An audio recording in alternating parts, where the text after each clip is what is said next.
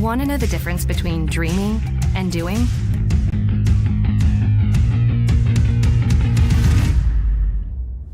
Yeah, pretty much everything.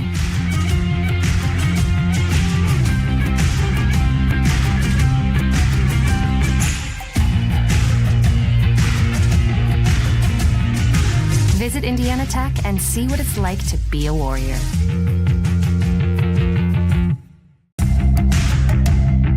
Tech goes by many names.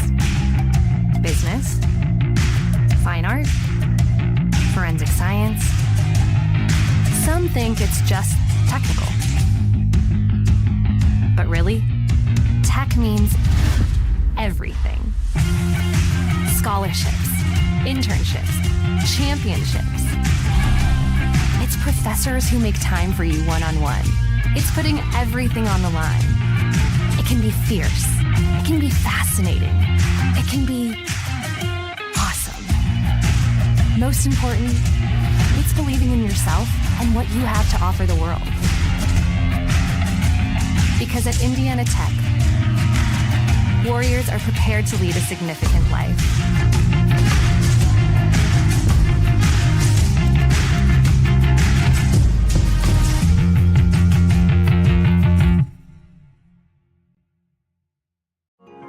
You're busy.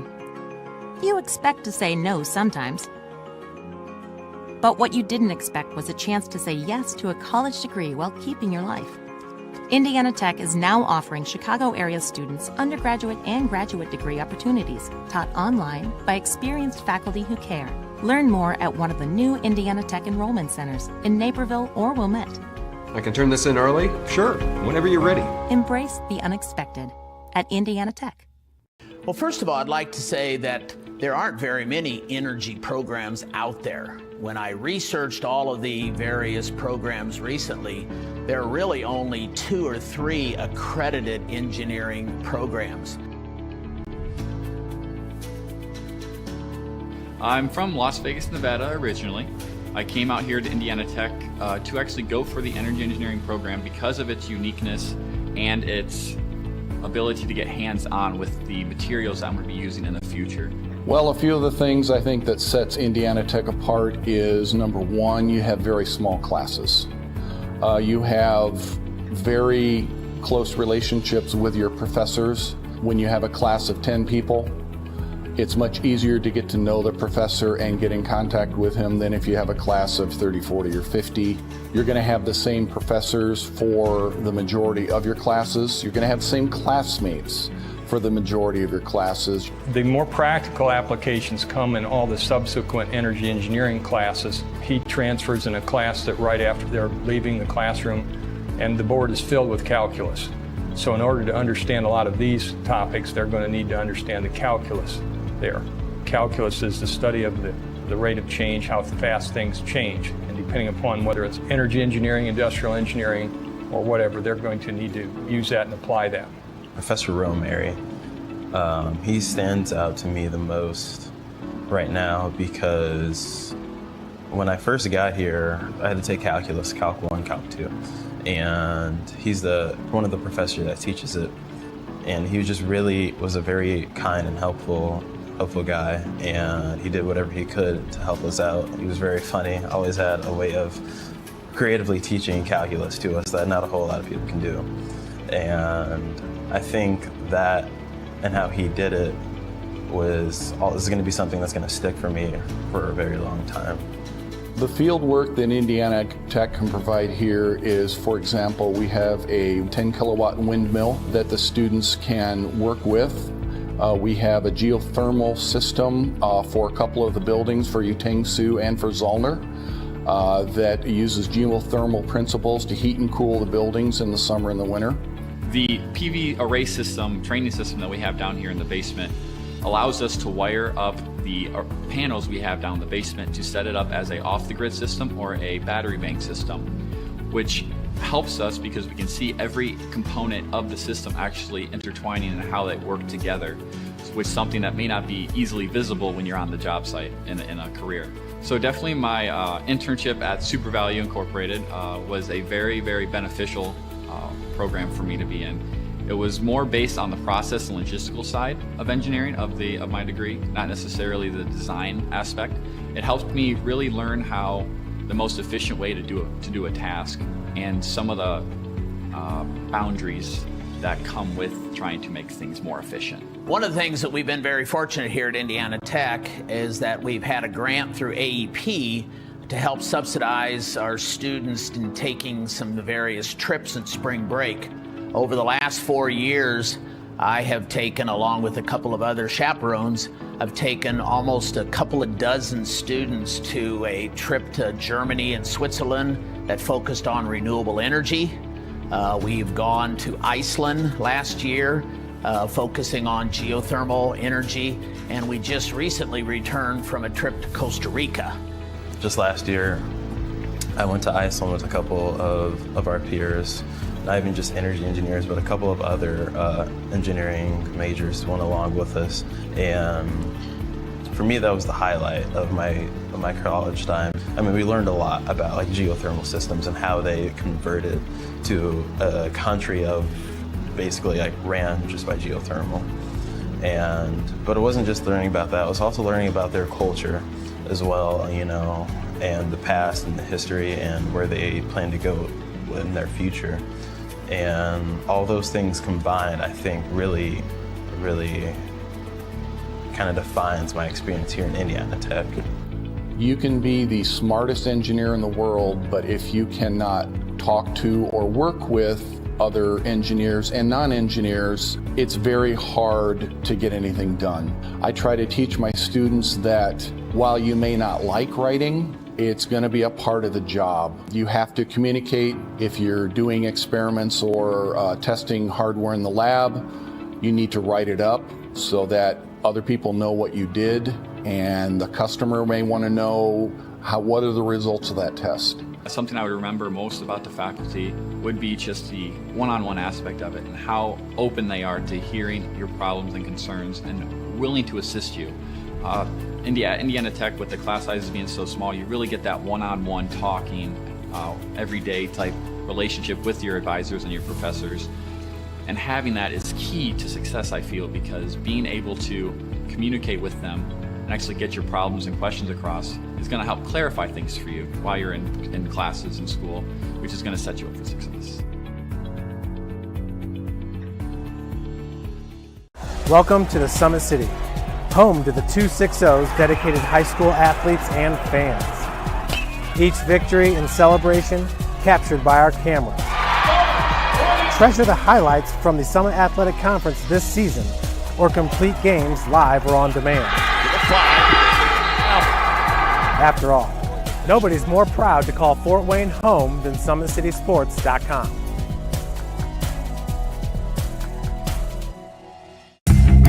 Want to know what it means to be a warrior?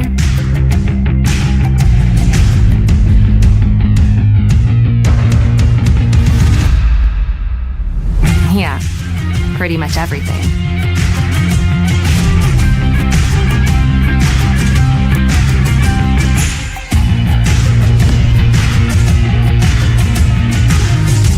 Visit Indiana Tech and walk a mile in a warrior's shoes.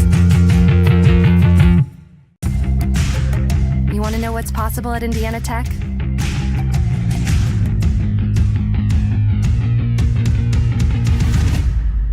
Yeah, pretty much everything.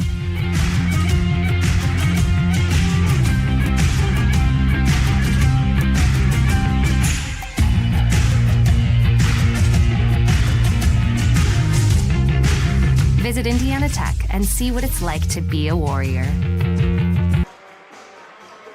Good evening, everybody. It's the WAC Conference Championship in men's basketball tonight here at the Schaefer Center on the campus of Indiana Tech.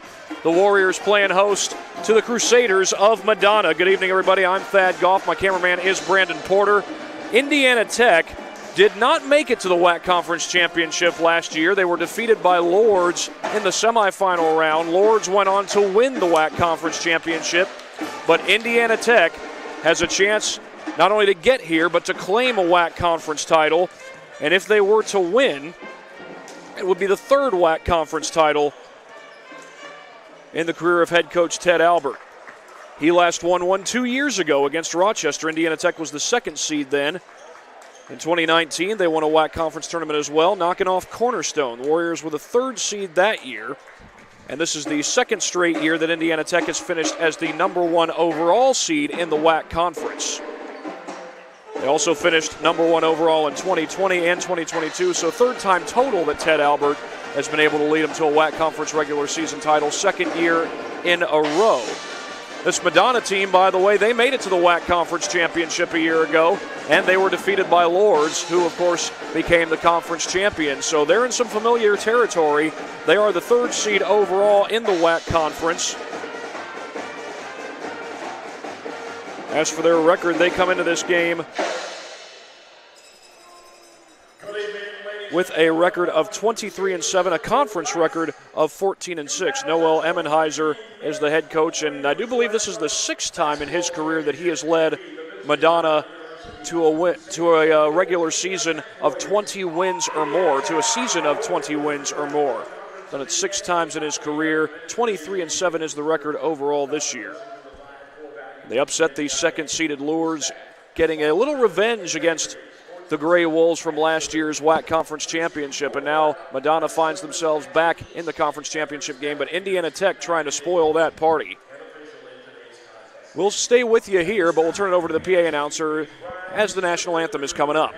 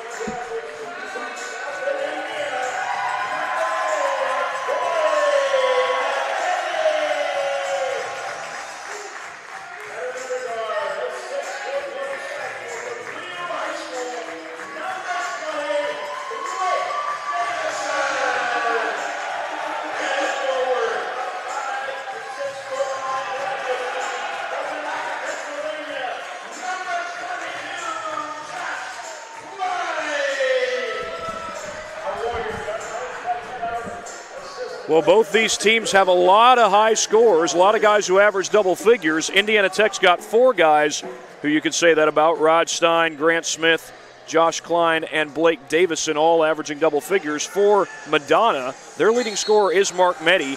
He averages 16.2 points per game. Henry Spate averages 14.9. Brendan Young averages 13.7, and Young is the Crusaders' best three-point shooter. He shoots it at 45% from beyond the arc.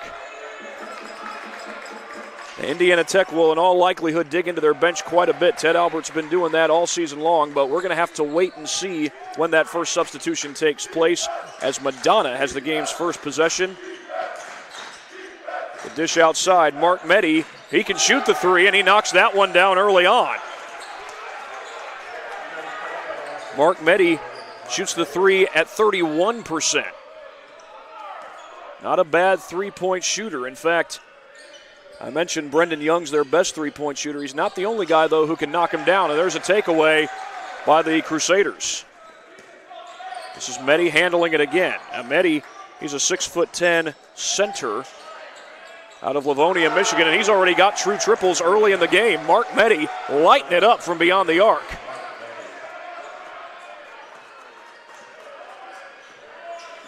Indiana Tech has found themselves playing from behind early on late in the season.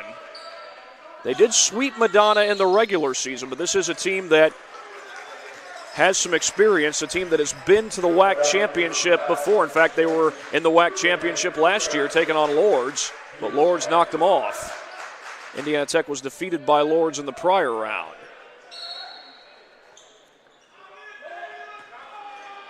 It is an experienced bunch, though. It's primarily graduate students in the starting lineup as Rod Stein gets, I believe, his first touch of the game. Likely not his last, though. Here's Davison high off the window, and he scores.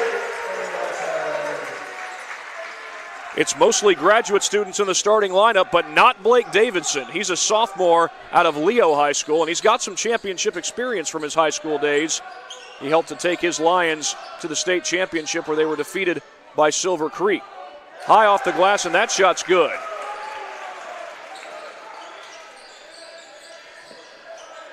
Brendan Young knocking it down. As Smith gets on the attack, lost it. It's out of bounds. It'll stay with Indiana Tech.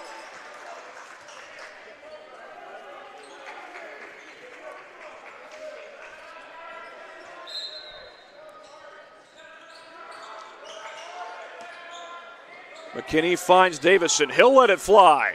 Short on the three. It's pulled down by the Crusaders. Check that. This is Brendan Young on the attack. And Young gets to the bucket and scores.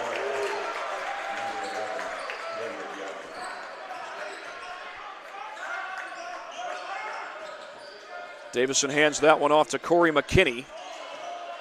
McKinney the dish to Stein. Now Stein is a capable three-point shooter. But most of the time when he's got the ball, he's putting it on the deck and going to the hole. Madonna with an 8-point lead already in this one as Meddy, who's hit 2 threes, will hand that one off to Ethan Immersion. Immersion with a step back right over Davison, and it was halfway down. Immersion's probably thinking there was a lid on that basket. Here's Stein, gets a touchdown low, backing down to the paint. Double team comes. McKinney comes open and hits a three.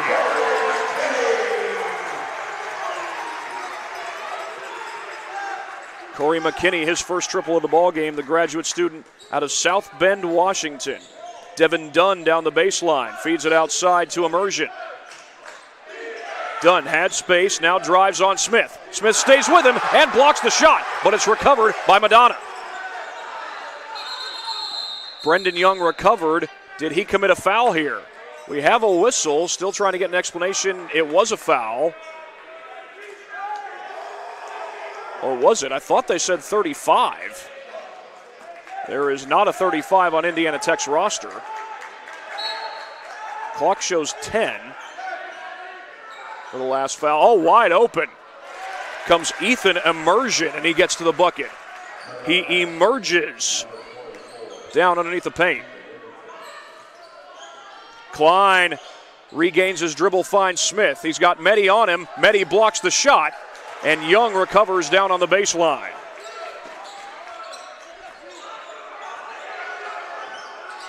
Henry Spate sets a screen for him. Spate has Klein on him. Now Klein's at 6'9". He's got 6 inches on Spate. You can do that math.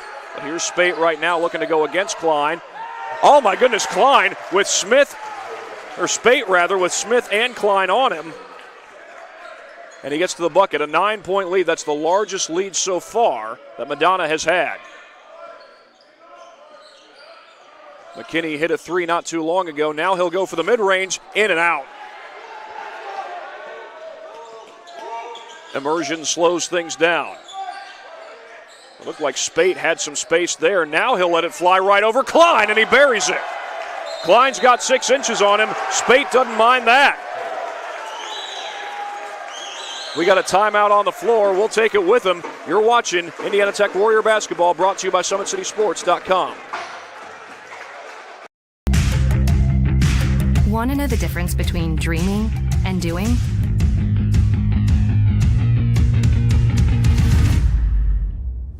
Yeah, pretty much everything.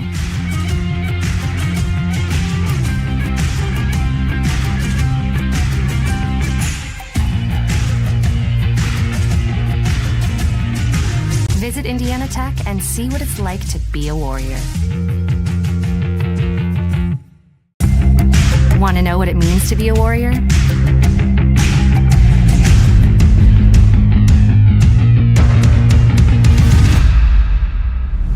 Yeah, pretty much everything.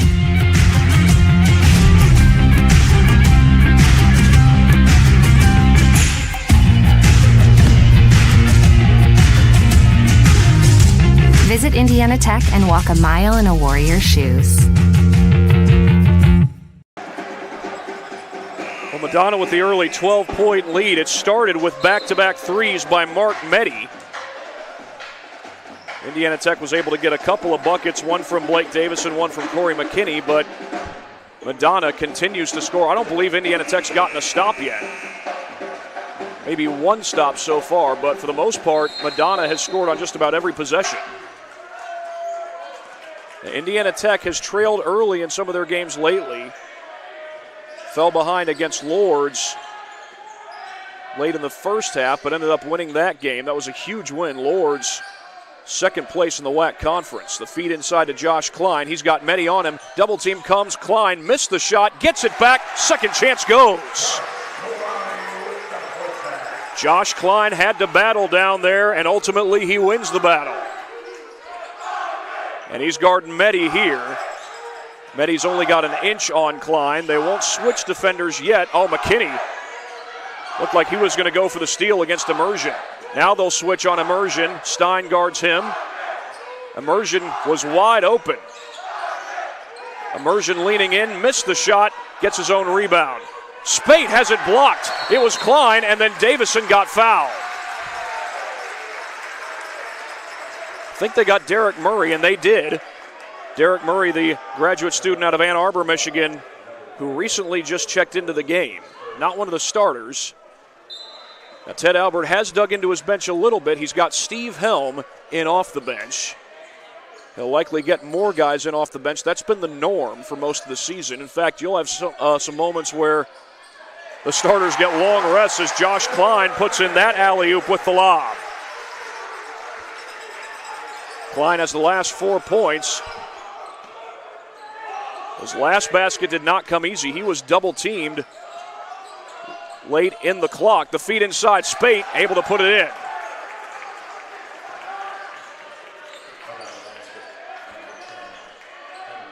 It's a man-to-man defense, but when you got a big guy like Meddy guarding Tech's biggest guy, Josh Klein, that can make things difficult. Davison was open but could not hit the three. A catch and shoot for Immersion, and his three does not fall. Helm collects it. He'll leave it off to McKinney. Stein gonna let it fly. Book it! Rod Stein from downtown. Second three of the game for Indiana Tech, and now we've got an officials timeout, I think. Head coach Noel Emmenheiser getting an explanation. Oh, there's the explanation. That was Derek Murray who had his shoe come loose.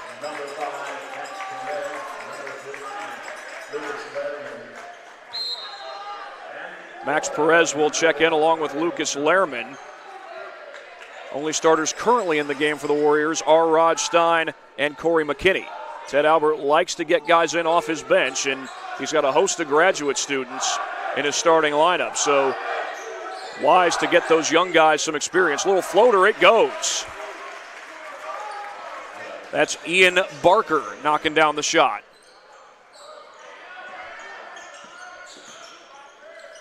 Handoff goes to Stein. He'll look to use the baseline. They double team him. Perez can shoot the three, but a good closeout there by Ryan Nunn. Stein off balance, couldn't finish. It's Derek Murray who collects. Murray dishes it back outside. Mehdi one-on-one with Lehrman. Missed the shot, but Lehrman fouled him, and Lehrman beside himself after that foul.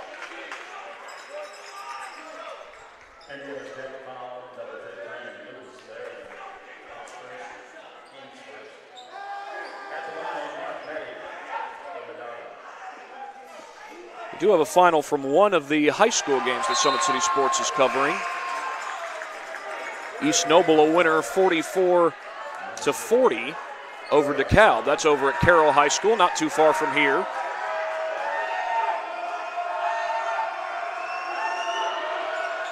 Mehdi goes 1 for 2 here. He hit 2 threes early on in the game, and he'd been quiet since, at least as far as scoring goes.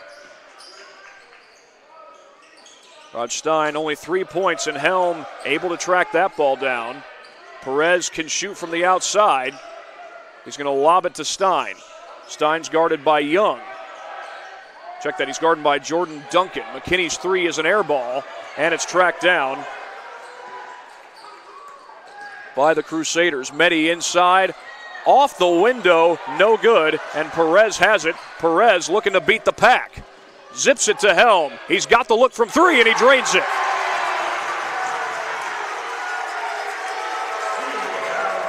Steve Helm, a more than capable three-point shooter, able to knock that one down off the bench. Helm shoots the three at 49%. Like I said, he's more than capable from beyond the arc. Here's Ryan Nunn. Perez falls down chasing him. Nunn will put it up mid-range, and that's nothing but net. Nunn out of Findlay, Ohio, as Corey McKinney, no time to waste. He gets down the floor. Foul was called before any kind of shot was taken.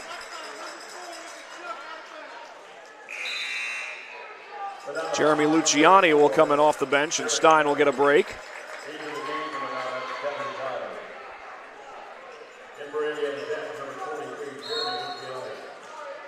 Luciani averages about 11 minutes per game, although it seems like his minutes have gone up since the second half of the season started. He'll roll to the basket, and they get it to him with Jordan Duncan on him. Luciani right over Duncan, too strong, and Mehdi collects the board.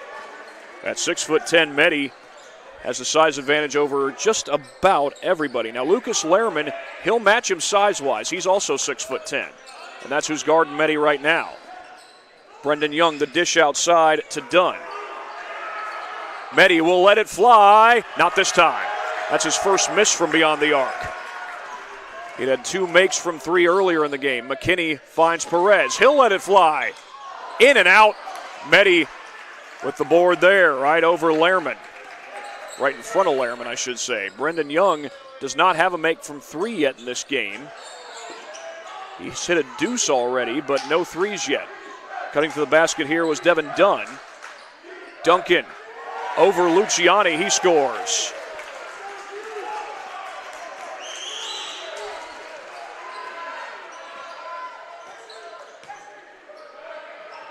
What's Madonna doing in this game? They're doing a lot of little things. Moving without the basketball, moving the basketball. Getting guys open as Perez got the dish out to Luciani just in time. Helm wanted to let it fly. Gets a screen there from Lehrman, trying to get it to him, and Duncan takes it away. He and Lehrman collide. They're back up on their feet. We approach the 10-minute mark. Nunn's three doesn't fall. It's an 11-point lead for the Crusaders.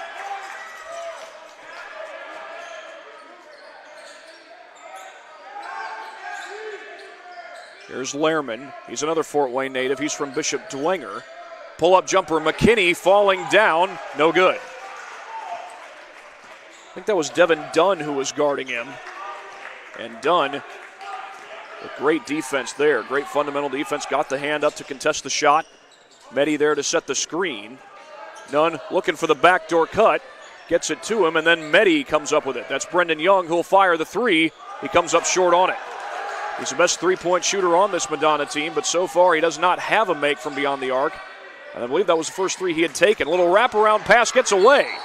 And a foul is called. McKinney went to the deck to recover the ball. And we'll see who they get the foul on. It's on Ryan Nunn. Now the subs will come in after the foul has been announced. Stein and Smith come back in. They'll get some starters back on the floor. And the freshman Brady Titus also comes in off the bench. Freshman from Grand Rapids, Michigan, getting minutes in the WAC championship game. I imagine he'll have a lot of big minutes as his career goes on.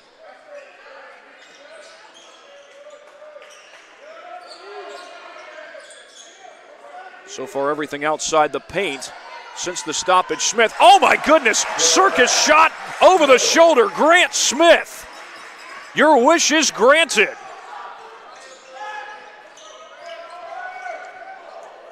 Immersion with the dish, and Dunn hits a three.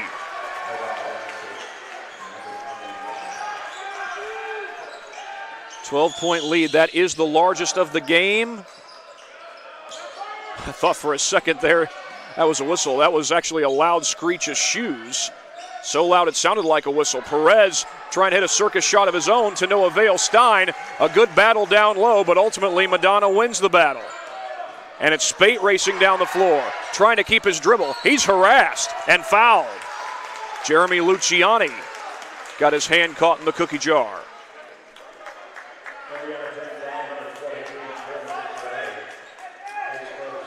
It's only the second team foul against Indiana Tech so far. 8:19 to go. Recently in is Matthew McClellan, junior out of Canton, Michigan. Oh, bad pass. They turn it over. I say bad pass. It was more miscommunication as Spate was about to cut toward the baseline. The ball was thrown behind him.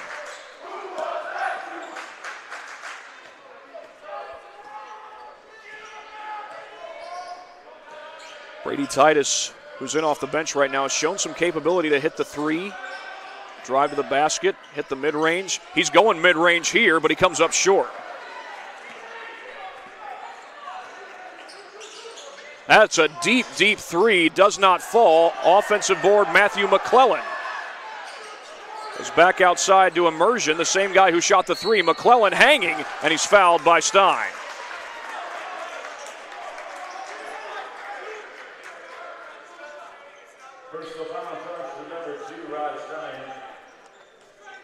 This 12-point lead for Madonna so far is their largest lead of the game, and Matthew McClellan has been in the game for a fairly short time at this point, has a chance to add to that lead. They'll get one more free throw, and now Davison and Klein will come back into the game. Now Blake Davison is getting to start as a sophomore.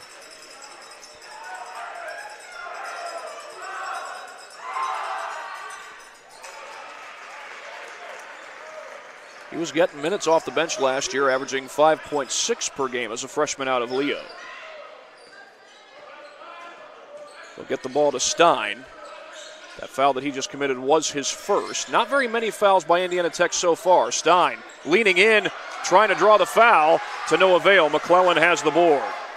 McClellan's 6'9", just adding to that size that Madonna has on their roster. Driving to the basket is Murray. He's surrounded. Jump ball. The arrow favors Tech.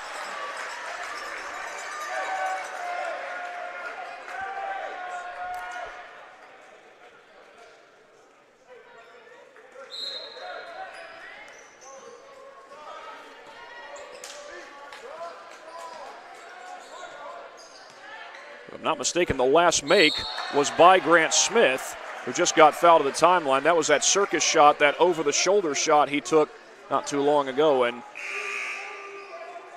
Noel Elmenheiser is going to get Mark Mehdi back in the game along with Brendan Young. Mark Meddy is a native of Livonia, Michigan. That's the town that Madonna is located in. Private high school in Livonia, Michigan, and almost all the schools in the WAC conference are from the state of Michigan as Smith leans in and hits the floater. He had a circus shot earlier. That one not quite a high level of difficulty, but Smith able to knock it down and give some hope to the Warriors, who have trailed by as many as 13. Oh, Murray lost it. That was just good defense by Smith and good sportsmanship as well as he helps Derek Murray to his feet.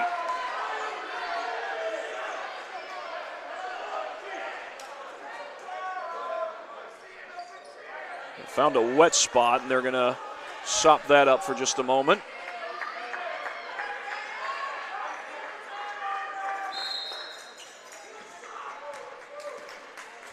Madonna is making Indiana Tech chase them when they have the ball. They've got guys constantly moving without the basketball. And a little bit of that here from Indiana Tech. Trying to dish it inside to Klein. The Crusaders were ready for it. It was Brendan Young who got the steal. Meddy's open. He lets it fly. Book it. Third three of the game for Mark Meddy. And Madonna's got their largest lead of the game. Klein at the top of the key. He's got Meddy on him. Smith has the look, does not have the make. Ethan Immersion with the board for Madonna. And here's Derek Murray back the other way. He finds Meddy. Murray sets the screen. Meddy puts it in. That's something we haven't seen much of, is Mark Meddy getting buckets on the interior, but he just got one there, and he'll guard Josh Klein here. Klein draws the double team. Davison spinning in. He's fouled. Shot won't go, but Davison will go to the line. I beg your pardon. It's Davison. The only D in his last name is at the beginning of his name. Of course, the name Davidson has become so synonymous with the city of Fort Wayne, largely because of Mark Davidson, the former head coach at Blackhawk Christian, the late head coach at Blackhawk Christian. Died of cancer last summer.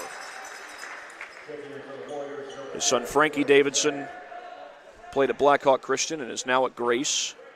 Got another son, Marcus, who's also at Grace. But Blake Davison, he went to Leo High School and was part of a team that made the state championship in 2021. However, they did not win the state championship. They were defeated by Silver Creek. However, Davison was instrumental in a comeback effort in that championship game. I believe he had 26 points when the game was all said and done, and his head coach at the time, Kerry Cogdell, had nothing but good words to say about him. Backing down is Spate. He's fouled. Count the basket. It's on Rod Stein.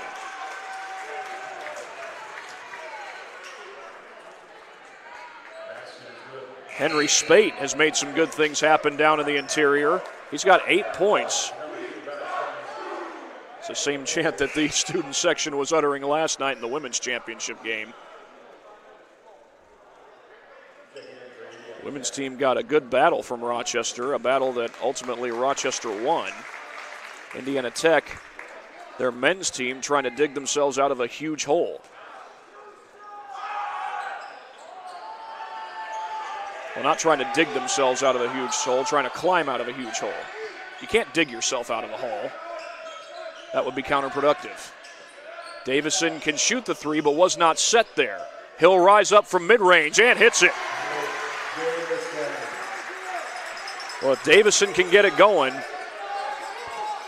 that would be a huge help to the Warriors. Davison's up to 6 points so far. 16-point lead that Madonna had as of the last possession is their largest so far. Baseline drive by Henry Spate. He puts it in right over Luciani. Henry Spate has shown some good dribble drive ability. Smith slips it to Klein, and Klein gets fouled.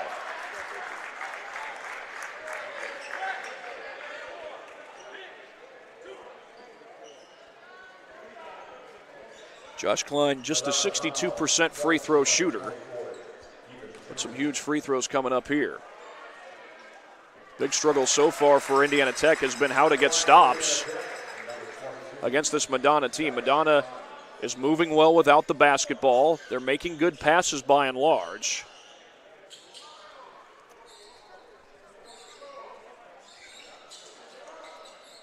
And Indiana Tech so far has had no answer for them.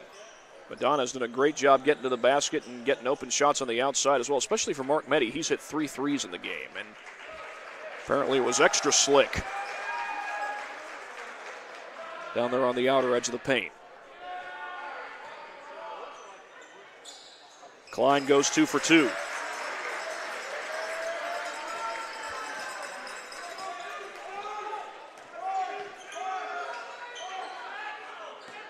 Feed to Meddy. He's got Klein on him. This Madonna team knows how to win. They've been to the to the WAC Conference Championship before. They were there last year. Lost to Lord. Spate, a little wraparound. 3 doesn't fall, and Klein does gather the board. It was Devin Dunn who took the shot, and here's McKinney with that quick motor of his. He'll give it back outside to Davison. Oh, Davison able to avoid the turnover. Here's Klein looking to go to work on Meddy from a tough angle. Couldn't get it to fall, but Klein is going to the strike. Looked like it was Meddy who committed the foul, and indeed it was. That's the 8th team foul against the Crusaders.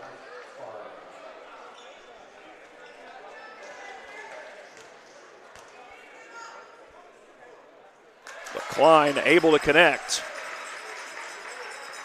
Only shoots it at 62% coming into this game, but so far Klein has been doing a good job at the free throw line.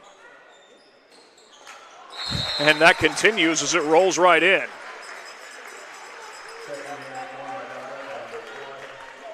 Four straight points per Klein.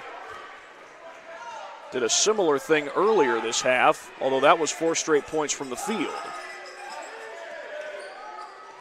Devin Dunn across the timeline. McKinney guarding him. Stolen away. A late double team there by Luciani, but it was Klein who got the steal, and he was playing that like a cornerback in man coverage. Smith on the attack, hanging in the air, and Smith scores. Well, Smith has hit some shots at a high degree of difficulty tonight. Spate working on Luciani. Blocked! It's Luciani!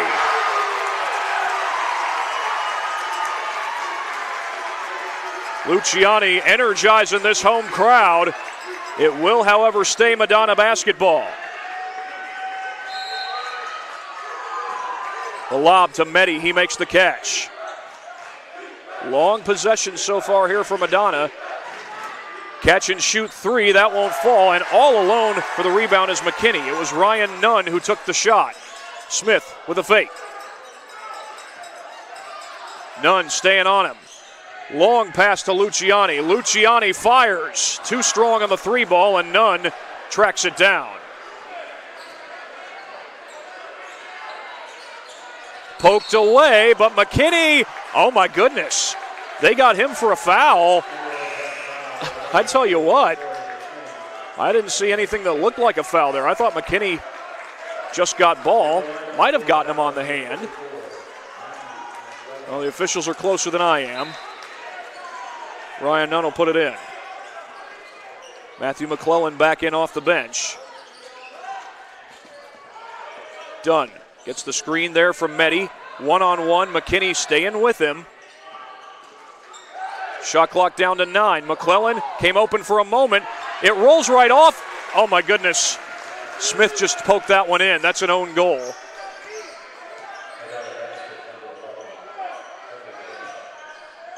Going to give it to Ryan Nunn apparently on the scoreboard, and then Davison turns it over. And a timeout called by Noel Emmenheiser. We'll take one right along with him. You're watching Warrior Basketball, brought to you by SummitCitySports.com. Tech goes by many names. Business, fine art, forensic science.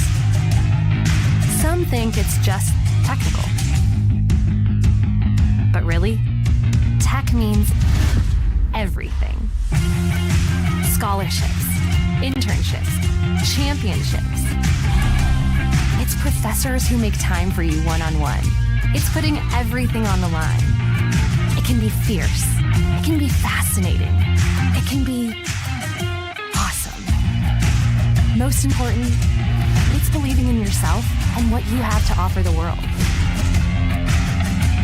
Because at Indiana Tech, Warriors are prepared to lead a significant life.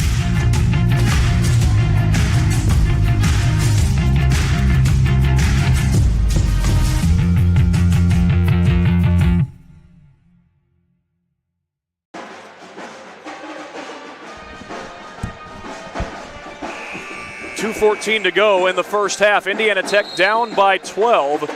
They've been down by as many as 16, and the Warriors had a little run going, in part because of some good free throw shooting by Josh Klein. Had a stretch where he hit 4 free throws. He's only been shooting at 62% coming into this game, but he's got a better percentage in this one. Devin Dunn across the timeline. He finds Mehdi. Oh, backdoor cut. Brendan Young puts it in. Check that. That might have been Young. It might have been McClellan. We'll give it to Young for the time being. They were both right next to each other running away from the basket as Klein sets the screen for Smith.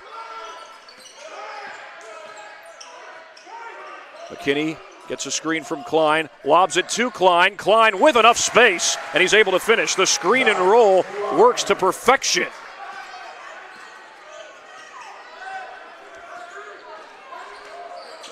Dunn down the baseline.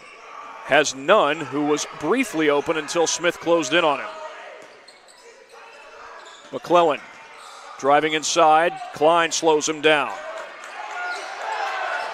The crowd wanted a traveling call. They thought that McClellan moved his pivot foot.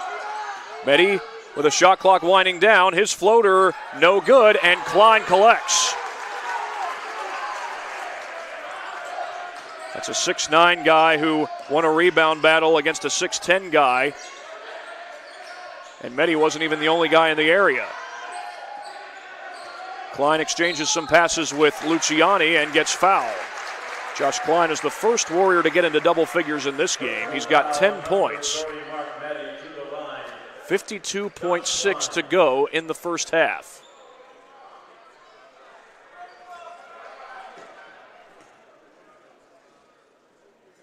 Well, Klein shooting it well from the free throw line so far. He's got another make.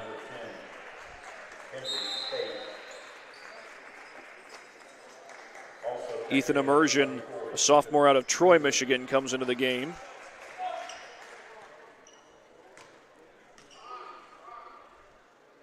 Klein goes 2 for 2. It's back to a 10-point lead. Can Indiana Tech get a stop?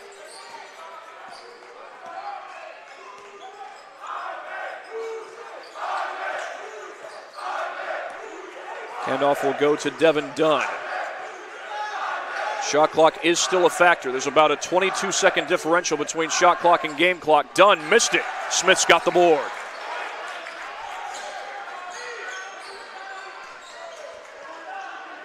Now there's a 1-second differential here between shot clock and game clock. It looks like Ted Albert is going to have the Warriors play out the possession and hold for the quote-unquote final shot.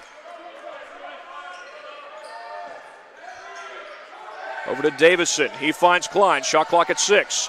Davison. Pull-up jumper. Count it! With 2 on the timer. And the first half comes to an end. Huge shot by Davison. And the Warriors establish a little bit of momentum after they had fallen down by 16. They've got it back to 8 with still 20 minutes of basketball left to be played.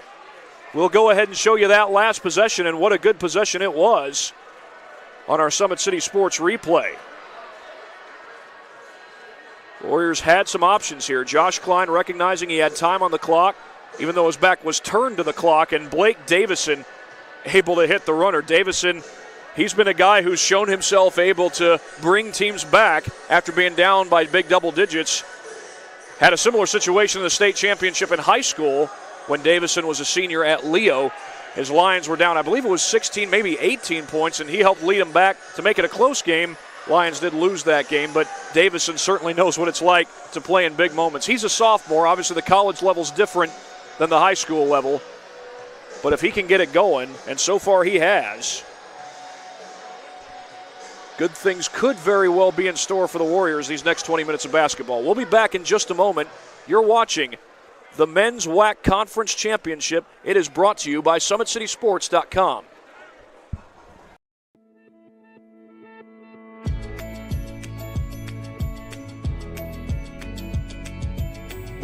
Hi, I'm Paxton, and I'll be your tour guide today. Behind me, we have Pearson Hall. This is one of our freshman dorms on campus. Today, I'll be showing you dorm rooms. Come inside. The only way to get into campus is if you have an ID card, so you'll have to swipe into all the dorms.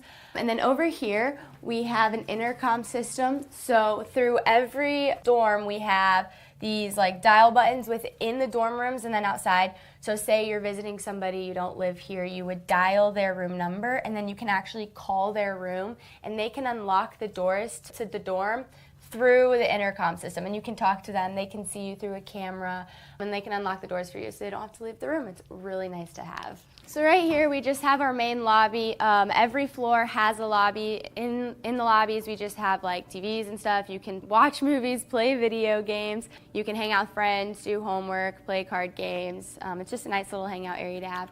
And then right here, this is what we call our RA office. So every single night, there will be an RA in the office. They're just there for your needs if you have any issues with toilets or sinks or anything being clogged. They'll always be in there for your help. If you have questions about anything, you can always come see an RA here.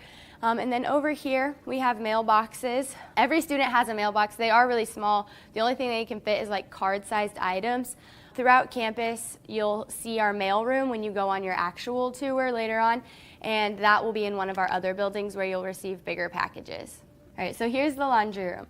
So in the laundry room, you don't have to save quarters or use quarters. I know it says 25 cents, but it is included with living on campus. And then there's one on every floor and every side of the floor, so there's 2 on every floor in Pearson. So every student has keys to their dorm. And then as you come in, you will see our intercom system right here that I talked about in the entranceway. So this is where you would unlock the door for visitors, talk to them. And then one really nice thing about it is there is a security guard button right there. So if you were to have somebody calling your room constantly at 5 o'clock in the morning because some student forgot their keys, you could actually press the security guard button and it will lock them in that little box that we entered into the dorm.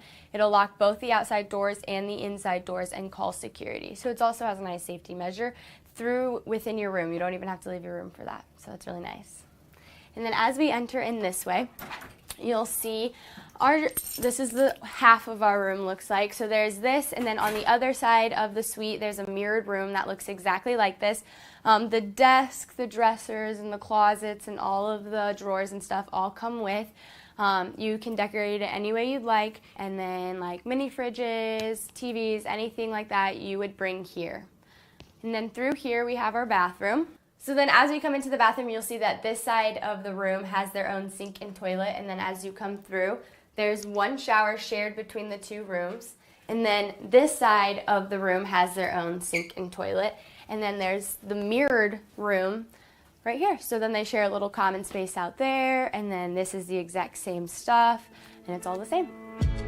Here we have Calflush. This is our other freshman dorm on campus. It is across the street from main campus. We'll be showing another freshman dorm, the laundry room, and then the hangout lobby area. Come on in. So same thing as Pearson. To get into the dorms, you have to have a swipe card that unlocks and lets you in. All right, and then we have the same intercom system as we do in Pearson, and it runs throughout all of the dorms. And then in here is the lobby area where all the students hang out. We have a TV so people can hook up Xboxes or anything like that, DVD players, you can watch movies.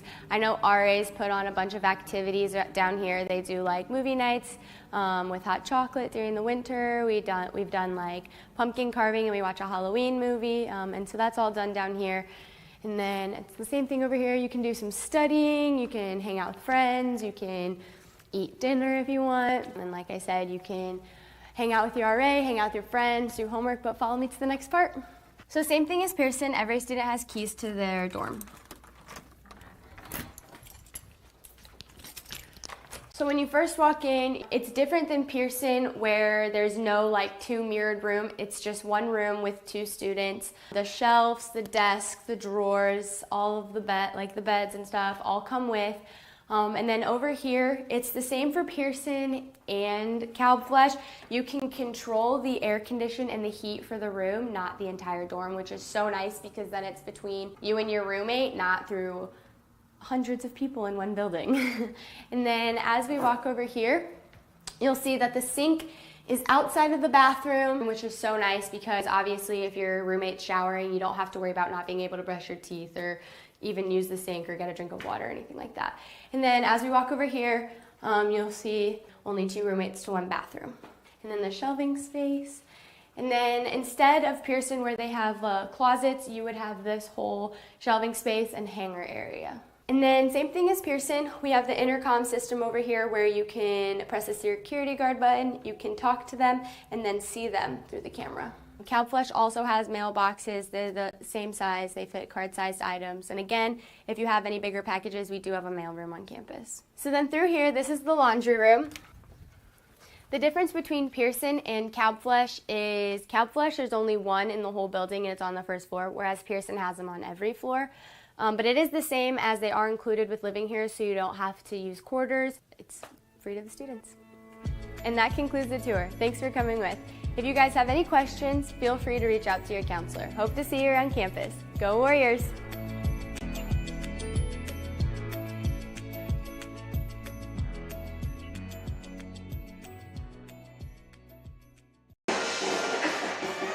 Well, Indiana Tech is trailing 43-35 at halftime. They were down by 16 at one point in the first half. They now trail by 8. And a nice little surge there toward the end of the first half with Blake Davison capping off that surge with a late jumper.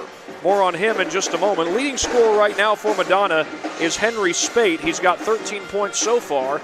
Mark Meddy not too far behind him. He's got 12 points. He's hit 3 threes in the game. Brendan Young has 8 points. He's the best 3-point shooter coming into this game that Madonna has. However, he has not made one yet. Devin Dunn has 3. Ethan Immersion has 2. Jordan Duncan, Ryan Nunn each have 2. And Matthew McClellan has 1. Indiana Tech's leading scorer so far is Josh Klein. He's got 12 points for the game. Blake Davison right behind him with 8.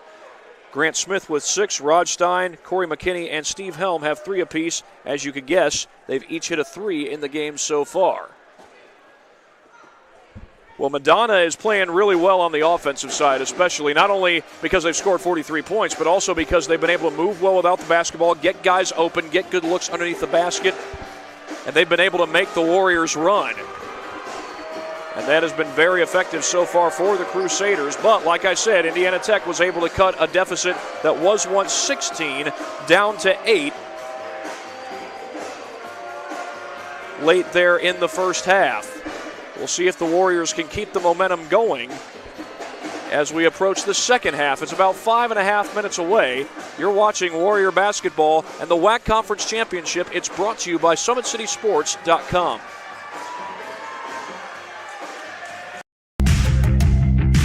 Want to know the difference between dreaming and doing?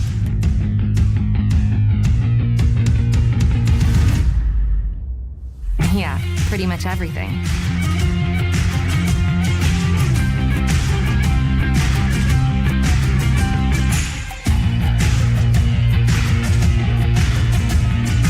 Visit Indiana Tech and see what it's like to be a Warrior. Want to know what it means to be a Warrior?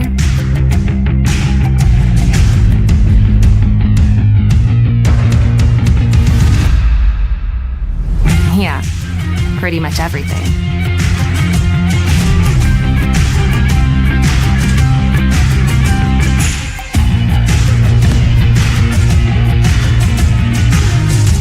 Visit Indiana Tech and walk a mile in a Warrior's shoes. Welcome to the Summit City, home to the 260's dedicated high school athletes and fans. Each victory and celebration captured by our camera.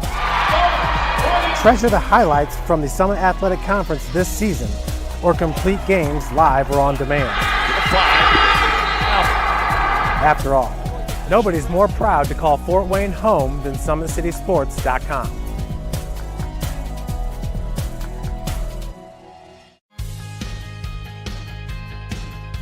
From the first day, I felt very welcome at Indiana Tech. I just really enjoy the classes and the vibe I get from all the other athletes and just the students here. Everybody's cool and everybody gets along really well. I'm currently a senior, and since my freshman year, student life activities have really grown throughout campus, and there's so many ways that you can meet new people. You can go bowling, you can watch movies, and it's just really important to get involved on campus. We have intramurals, anything from billiards to basketball. It's made student life very enjoyable. I love Fort Wayne because there's always something going on, like festivals. I walk a bunch of the trails here locally. There's great restaurants. There's always something fun to do. You can never be bored here in Fort Wayne. The school spirit at Indiana Tech is epic. It's everything. We had our first annual hockey game not too long ago. Everybody showed up, face paint, cowbells, Trojan hats, lawn gnomes. It was amazing. It makes it so worthwhile to be a Warrior. Go Warriors.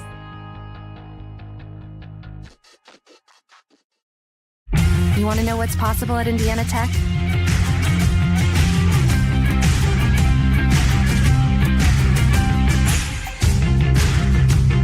Visit Indiana Tech and see what it's like to be a Warrior. 43-35, Madonna on top of Indiana Tech with one more half to go. Indiana Tech was down by 16 earlier, but cut that deficit down to 8. Can they continue to ride some of that momentum in the second half? Blake Davison was a catalyst in that comeback, as was Josh Klein. And one thing that Indiana Tech had trouble with earlier was running with the Madonna players, as they were moving very well without the basketball. And of course, Indiana Tech plays a lot of man-to-man defense, but they were able to get some stops late in the first half and work their way back into this deficit.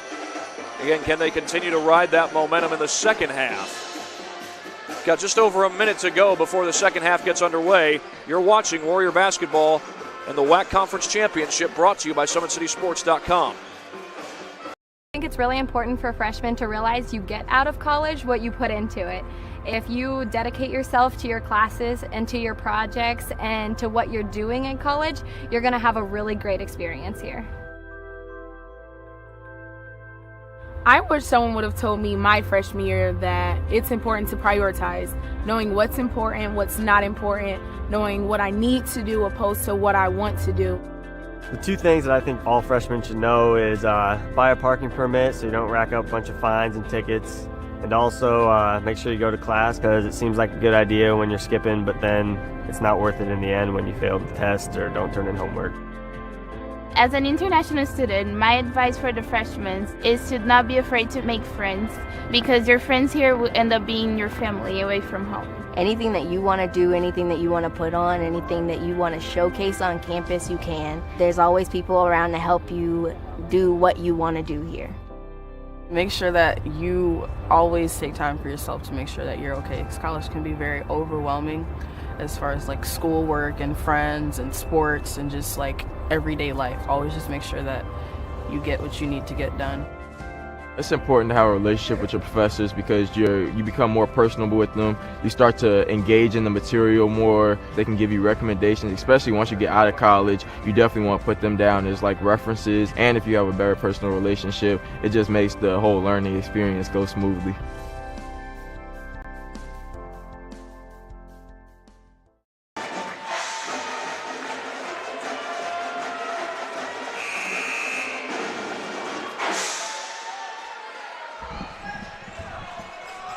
Madonna starts the second half with the basketball, leading by 8.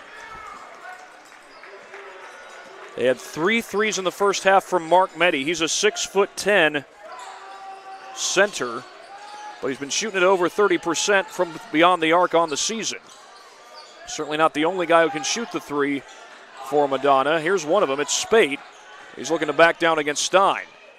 Swings it across court. Corner three, no good. Grant Smith collects the board, and that was Ethan Immersion who shot the three for Madonna.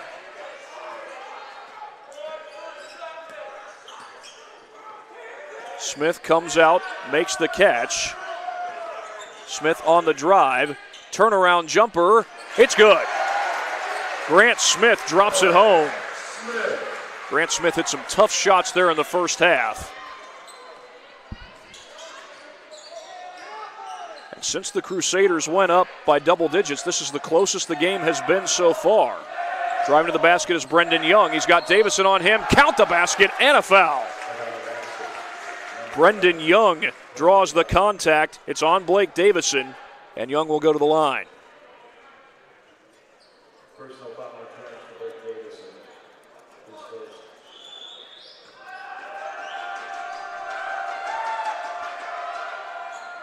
Young makes it count. Give him 11 points for the game.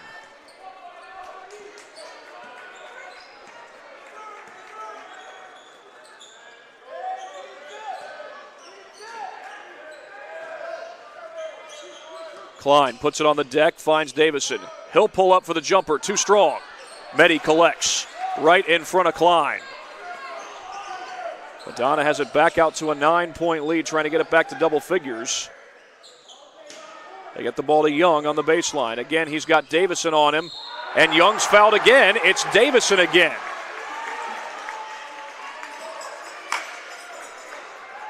Brendan Young with a chance to make it back-to-back three-point plays. Going to the line, Brendan Young. First of foul, Blake Davison, his second. An update from one of our high school games that Summit City Sports is broadcasting. Adams Central leads Whitco 41-38 at the end of the third quarter, and it is indeed back-to-back three-point plays for Brendan Young. Steve Helm finds McKinney. Klein will set the screen for Smith. Smith draws some contact high off the window. Smith with another tough shot. Felt like the Warriors needed that one after back-to-back three-point plays. That's thrown off of Smith as he was out of bounds, chasing after Young, I think. But check that, that's none. No, that is Brendan Young. He threw it right off the back of Smith. That's a wise play by Young. Nearly a turnover, though, by Madonna. Young, this time with Helm on him, and he scores again. Oh, Brendan Young has been tough to guard these last three possessions. Cross-court pass to Stein. Stein, the WAC Conference Player of the Year. So far, he's been held to just 3 points. McKinney has it blocked, but McKinney's foul. That's going to be called on Ethan Immersion.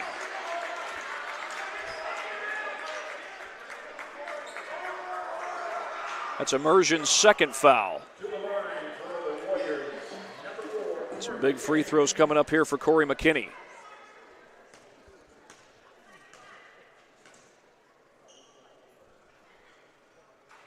Can't hit the first one. McKinney's a good free throw shooter. He shoots it at 77%.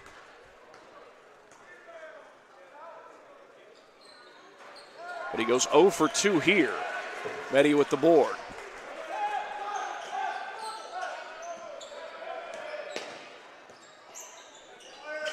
Immersion feeds it outside to Mehdi. And Mehdi's going to let it fly. Why not? 4 threes for Mark Mehdi. It's a 15-point game. Largest lead Madonna had in the first half was 16. Helm down the baseline. He'll use the screen from Klein. Klein fakes the pass, backs in against Mehdi. He was fouled on the way up. Foul was on the pass, not on the shot.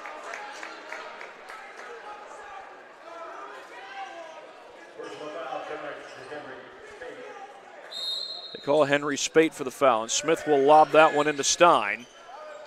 Klein with a jump hook. Oh, it rolls right off. Brendan Young on the attack, dishes out to Mehdi. Well, Young has been tough to guard. Blake Davison had to guard him early on. Now Steve Helm guarding him while Davison's on the bench. Offensive board comes out to Spate, and they're going to call the foul on Steve Helm. Helm is pleading his case. Josh Klein will try to calm him down.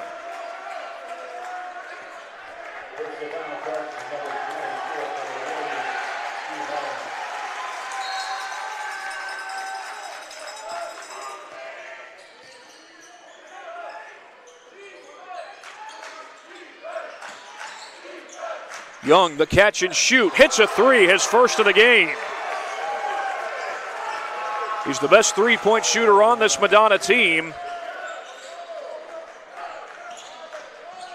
Guy who shoots the three at 45%. Josh Klein, the offensive board here. Count the basket and a foul.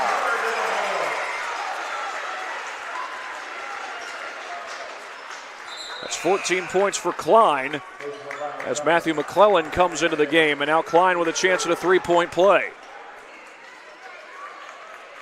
A possession that the Warriors need to convert on. 16-16 to go in the first half. Klein is short, and the rebound comes down to Brendan Young.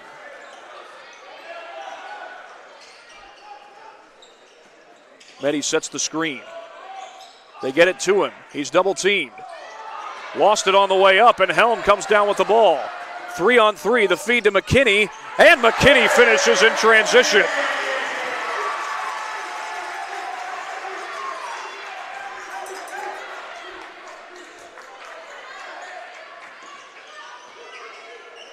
Outside to Devin Dunn. Mehdi backs down. Stein poked it away. They tag him for a foul.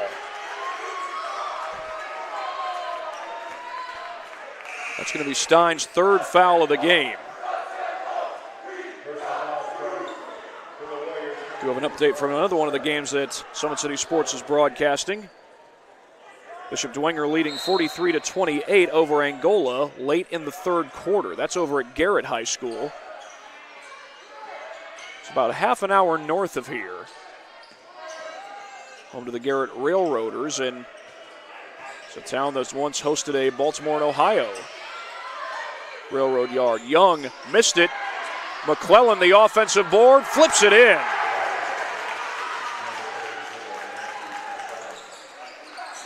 Stein looks to attack. Makes a move, dishes it out off of McKinney, and that's out of bounds.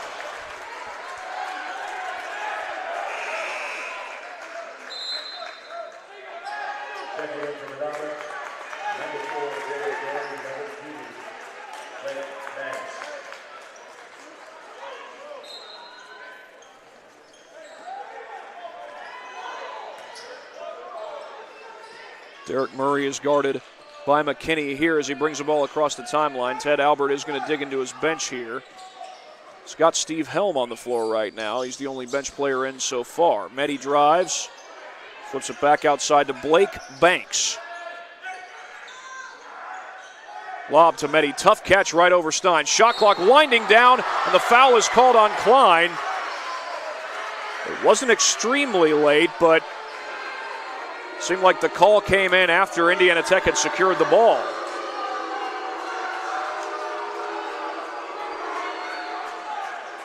Mark Mehdi will go to the free throw line.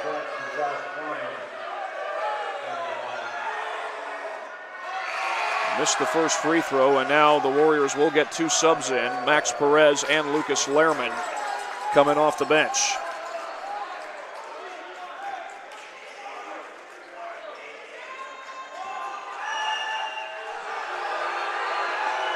Largest lead for Madonna in the first half was 18. Their lead is 16 after Mehdi goes 0 for 2. Stein spinning around. No good. Tapped out into the hands of Banks. Banks leaves it back for Nunn.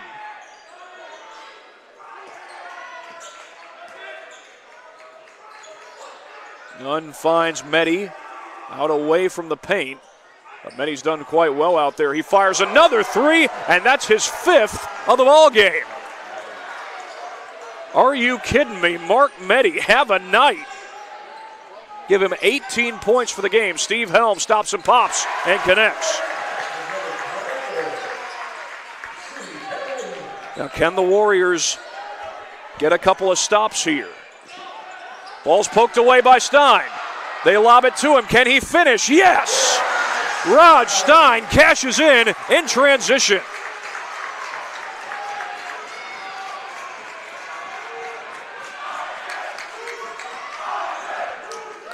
Five straight points for Indiana Tech. Can they get a couple more stops here? They're able to force a turnover on the last possession. Here's Mehdi on the drive, blowing by people. Mehdi scores, and then Noel Emmenheiser calls a timeout. Well, he calls a timeout. We'll take one as well. 64-47 on this broadcast of Warrior basketball. Tech goes by many names. Business, fine art, forensic science. Some think it's just technical. But really, tech means everything. Scholarships, internships, championships. It's professors who make time for you one-on-one. It's putting everything on the line. It can be fierce. It can be fascinating. It can be awesome.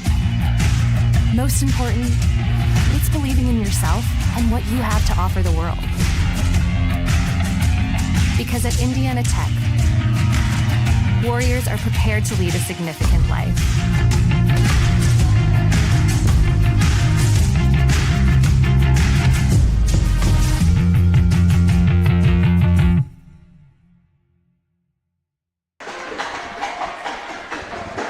A 64-47 lead for Madonna on the road. Their largest lead of this game has been 19. Indiana Tech had a 5-0 run going where they had forced a turnover that led to a Raj Stein transition bucket. It's a lot of popcorn over there. Jesse Biggs, head women's basketball coach and athletic director, had some. Not sure who all that's for, but either way, here's McKinney with the give to Stein. Stein will dish that back out to Perez. He collects, gets into the paint. Back out to Luciani. Stein collects, gets around the screen to the paint. Clock winding down. Perez short on the three, and Perez was fouled. He'll go to the line for 3 free throws.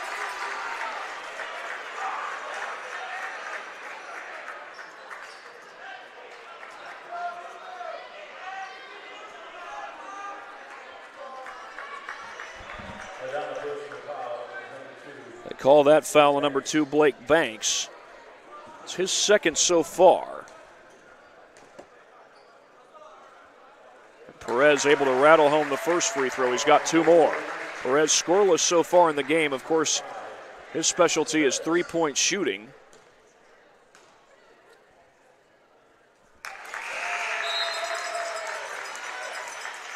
He's a guy who makes 46% of his threes. As far as free throws, he's 63% coming into this game. But a good start to this trip.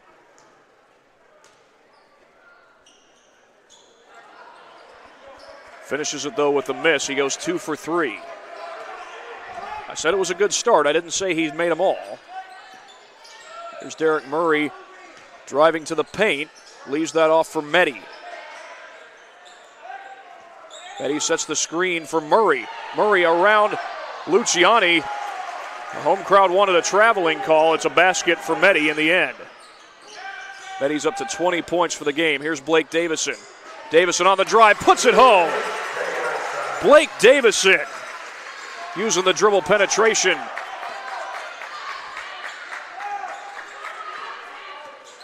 Warriors need to get a couple of stops here. Here's Murray. Goes outside to Nunn. Mehdi fakes the 3.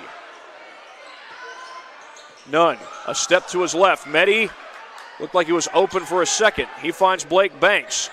Banks creates some open space and scores.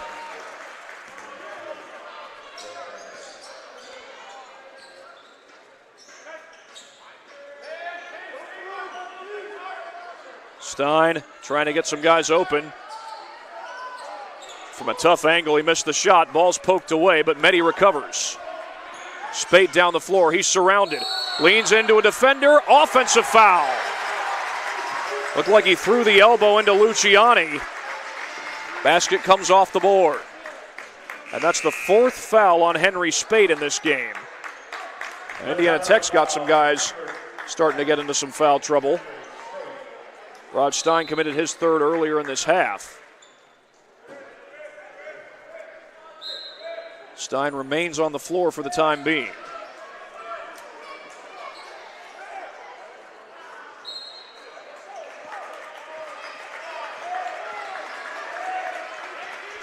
Corey McKinney will come across the timeline. Stein almost has it knocked away.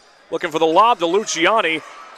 That was a crowd of black jerseys. Stein still battling for the ball. Davison hustles after it. And a foul. Did they call it on Stein? Apparently so. Stein was battling for the ball. The officials will discuss this.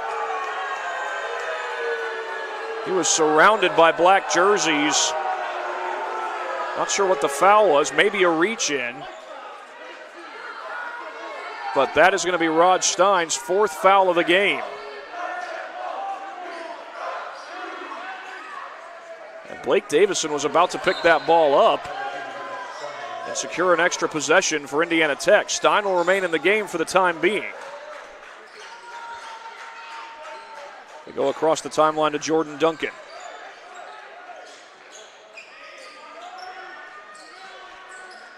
Banks on the attack. High floater, too strong, and Luciani secures the board. Davison comes across the timeline. He looks to attack again. Draws the foul on the shot. It's on Brendan Young. That's only his 2nd.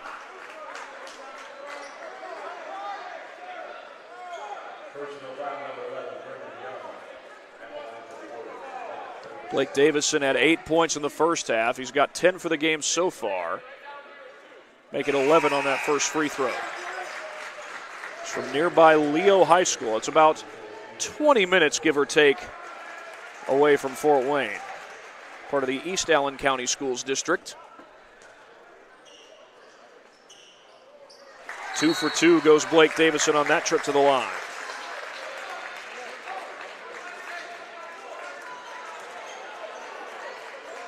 Blake Davison so far has just 2 fouls. We've got a timeout on the floor. It's a full timeout. We'll take one right along with him here on this broadcast of the WAC Championship. Want to know the difference between dreaming and doing?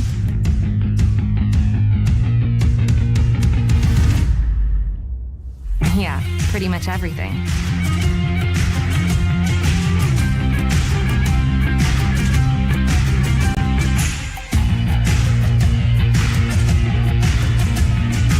Visit Indiana Tech and see what it's like to be a Warrior. Want to know what it means to be a Warrior?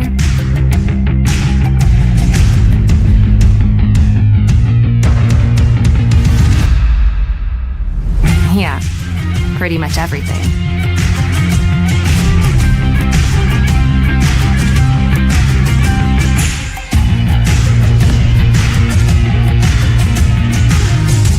Visit Indiana Tech and walk a mile in a Warrior's shoes.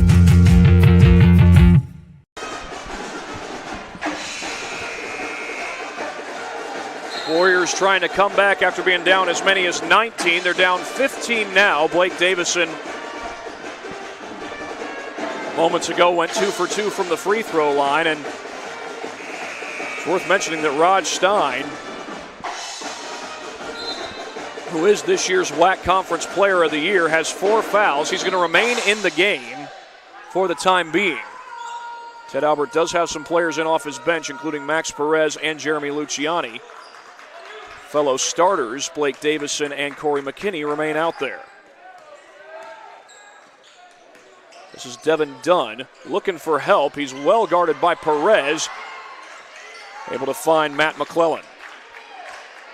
Shot clock down to 8. Dunn on the drive, blocked, and we're going to get a foul. That's going to be on Perez, I think. He was the closest to him. My goodness, that looked like it was about to be a stop for Indiana Tech, and now Devin Dunn's going to the line. They called it on Jeremy Luciani. I don't know how. Luciani was further away than Perez was. Yeah, he reached across and blocked the shot. Devin Dunn hits the first free throw.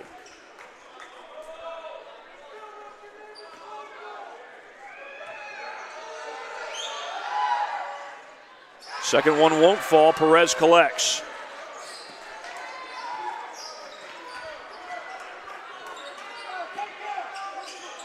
Hand off to Perez. Perez still trying to get it going for this game. Hit a couple of free throws, but not much other than that. Had to dribble there to avoid the travel. Stein was contacted in the paint. That's going to be against Madonna, and they're going to call it on Brendan Young. Check that. They called it on number 0, Jordan Duncan. This is a 1-and-1 situation, though. Rod Stein will go to the line. Both teams are now in the bonus. They will be for the rest of the game.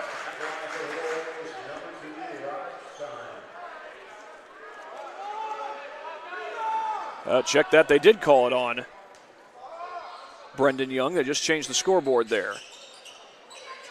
Stein will get another one. Ball went off the upper portion of the backboard. It looked for a second like it might have crawled over, but the officials say it didn't.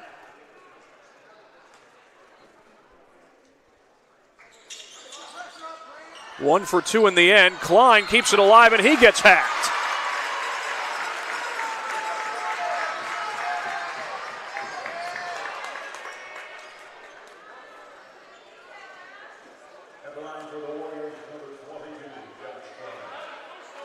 Good battle down low by Josh Klein. It's not easy when you got to deal with Mark Meddy down there. And we'll go ahead and say this now. That was the first miss from the free throw line that Josh Klein has had. Mark Meddy called for the foul. It's his third, and Klein goes 0 for 2.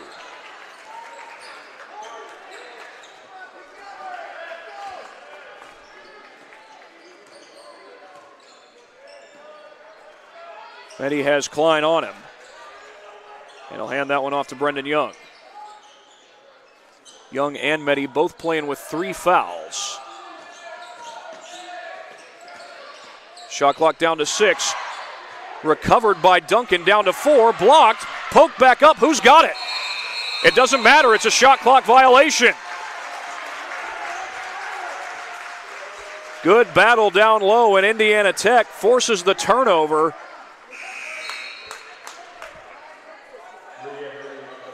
They've been surrounding ball handlers all night long down low, chasing after the ball. Madonna has worked the shot clock down under 5 seconds a number of times tonight, and that time they paid for it. Smith fires to Davison. His corner 3 is no good. Rebound swatted out. Young tracks it down. Young in a foot race. Pass Smith, and Young scores.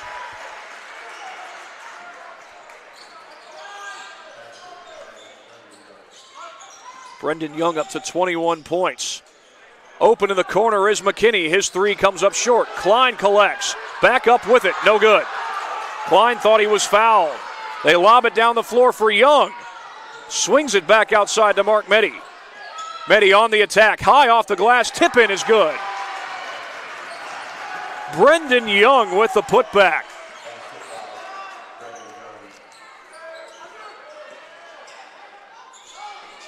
Driving inside, and I believe that was Smith who got the bucket. It was indeed. Smith's up to 12 points for the game. A much-needed basket as, once again, the Crusaders had gotten it to a 19-point game. Floater off the window. It's good from a tough angle. Devin Dunn puts it home. Stein fakes. Gets into the paint. Pull-up jumper. Trying to use the glass. No. Ball's knocked away, but recovered. Young. Step back. Long 3. Got it. Ethan Immersion knocks it down. And it's a 22-point lead for Madonna. Timeout on the floor. We'll be back in just a moment on this broadcast of the WAC Championship. Tech goes by many names. Business, fine art, forensic science. Some think it's just technical. But really, tech means everything. Scholarships, internships, championships. It's professors who make time for you one-on-one. It's putting everything on the line. It can be fierce. It can be fascinating. It can be awesome. Most important, it's believing in yourself and what you have to offer the world. Because at Indiana Tech, Warriors are prepared to lead a significant life.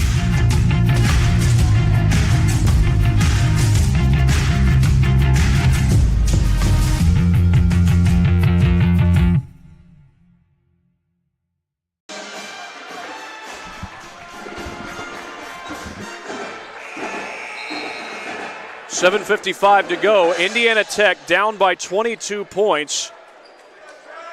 Well, Madonna has gotten some transition buckets the last few possessions that have allowed them to stretch this lead out. And also, even when they take the shot clock way down, they've been able to draw fouls most of the time. They did commit a shot clock violation earlier, but that has not been the norm for most of the night. Pull-up jumper, Corey McKinney. Got to have it, and he does.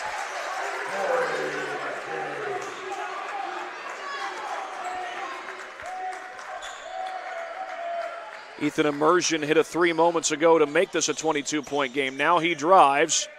Mehdi, he's been knocking him down from long range, but not that time. But it's Henry Spate with the offensive board. Backs in against Stein. No foul call. Spate got it back, and now they call the foul on Klein. I thought for a second they might call an offensive foul there. But Stein's back on his feet. Ted Albert arguing he was traveling.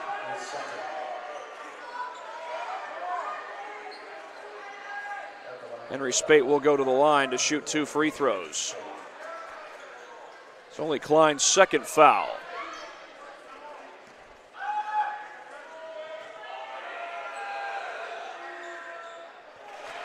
Spate able to hit the first one. He's in double figures for the game. Spate up to 14 points, and that was his first point of the second half. He goes 2 for 2.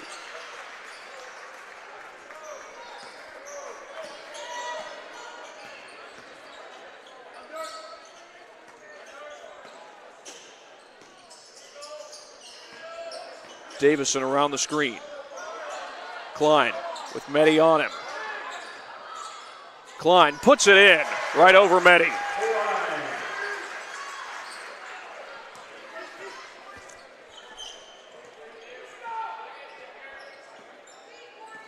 Immersion lobs it over to Mehdi. Stein tried to rip it away from Spate, but Spate's able to recover. Murray brings it back out. A little behind the back dribble there. Murray dishes. And he stepped on the line.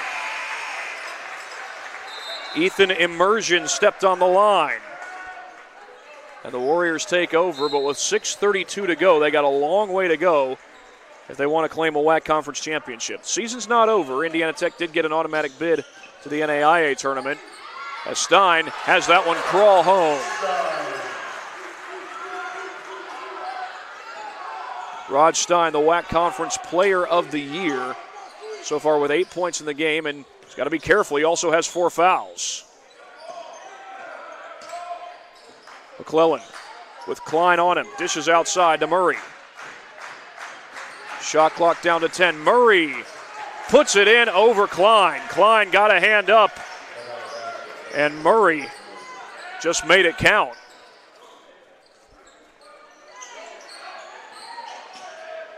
McKinney for 3, hits it again.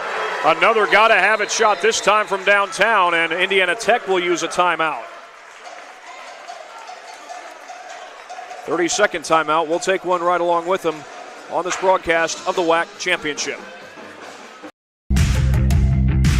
Want to know the difference between dreaming and doing?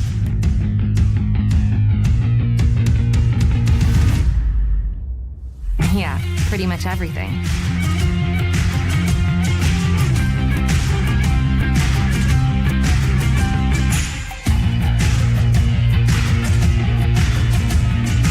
Visit Indiana Tech and see what it's like to be a Warrior.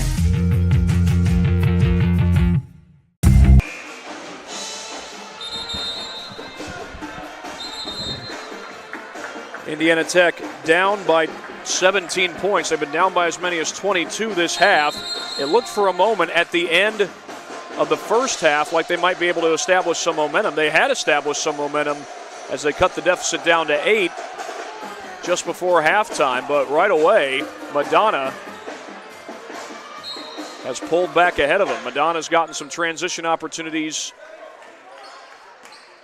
And even when they've worked the shot clock down under 5 seconds, they've been able to create some open buckets or force some fouls. Loose ball, battle for it. Helm looks like he's got it. He does secure it. Did Albert call the timeout? Looks like he did. And with him calling the timeout, the possession arrow actually remains in Indiana Tech's favor. We'll be back in just a moment.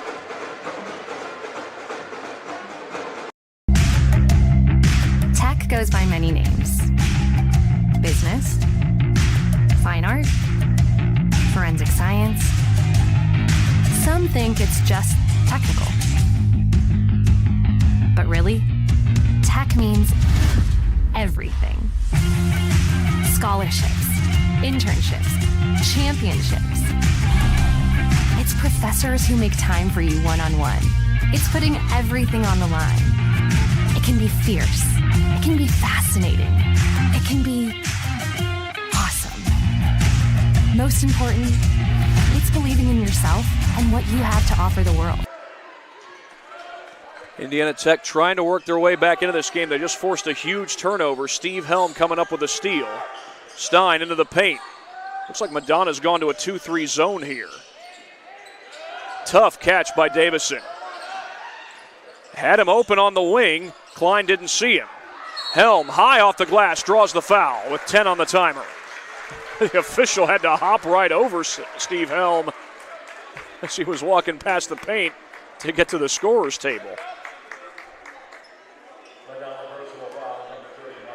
Mark Meddy commits his 4th foul of the game. 5:10 to go as Helm is at the free throw line.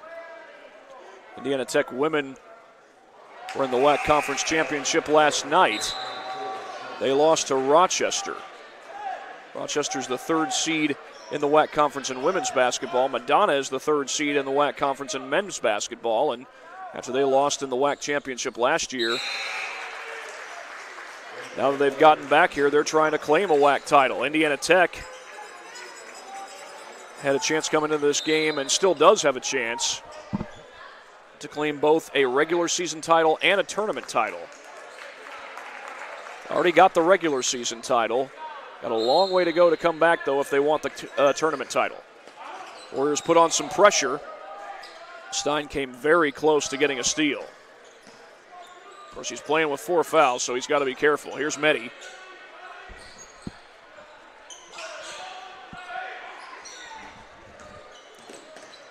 Driving to the basket is Immersion right over Perez, and he sinks it. Perez did all he could to guard Immersion, and Immersion knocked it down right over him. Now Perez goes baseline. He finds Davison. Perez with just enough space and hits. It was only a matter of time, but Max Perez has his first 3 of the game. Sophomore out of Grand Rapids, Michigan. Full court pressure. Stein, does he have the steal? No, he has a foul. Or somebody does. If it's on Stein, if it's his 5th, and it is on Stein. Stein for a second thought that he had a steal, possibly a tie-up. Had it been a jump ball, the possession arrow would have favored Indiana Tech, but Stein has fouled out of the game.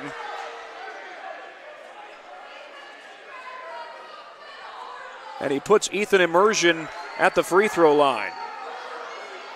Or check that, I think that's Devin Dunn.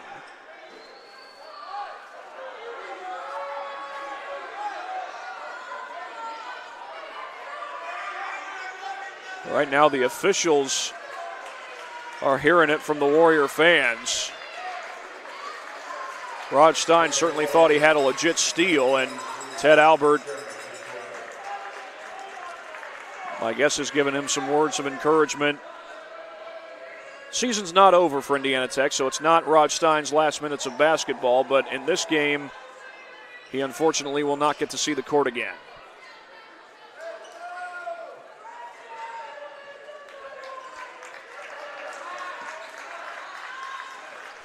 Indeed, it is Devin Dunn at the free throw line, not Ethan Immersion, and Dunn cashes in on the first one. He'll get one more, and the next foul on either team would mean double bonus. Each team has 9 fouls so far. Matt McClellan checks in to give Mark Meddy a break.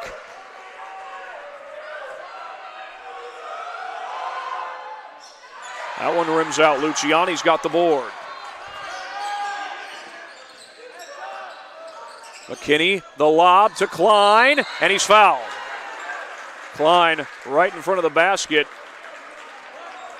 Does get himself a trip to the free throw line. He missed for the first time on his last trip to the line, went 0 for 2 on that trip. Can Klein bounce back from that? That's a good start. He hits the first one.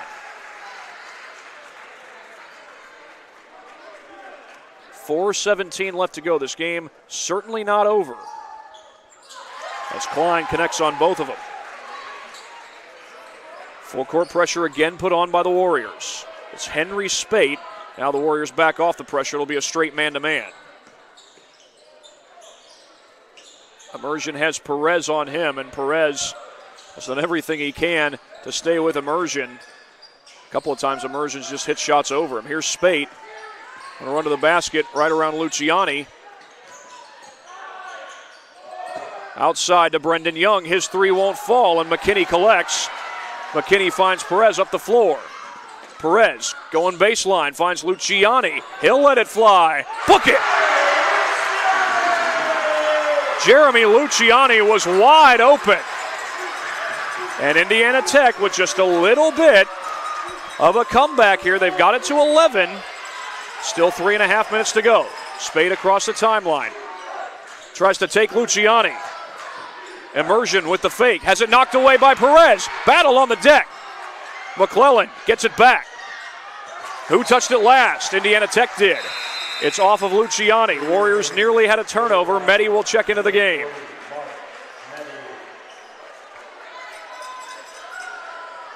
Ethan Immersion will put it in play. 11 seconds on the shot clock.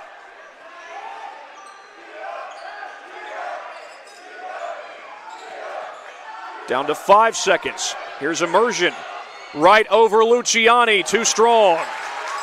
Good D by Luciani. Here comes Davison. He'll slow it down. Now looks to attack. Hanging in the air. Missed the jump shot. And Meddy right in front of Davison. He gets the rebound. What can you do about that?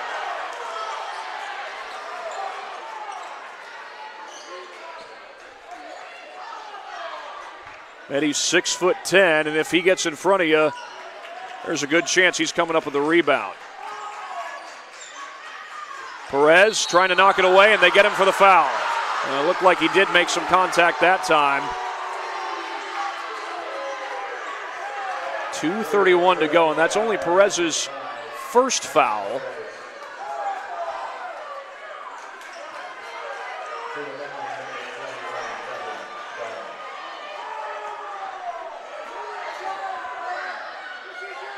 Double bonus the rest of the way for both teams, and that free throw is good. Devin Dunn knocking it down. He was at the free throw line last time the Warriors committed a foul. Second one rolls home. A timeout is taken. We'll take one as well. Indiana Tech down 13. This broadcast is brought to you by SummitCitySports.com. Want to know the difference between dreaming and doing?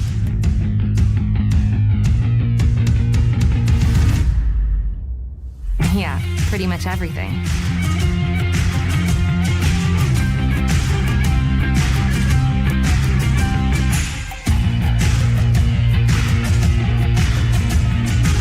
Visit Indiana Tech and see what it's like to be a Warrior. Want to know what it means to be a Warrior?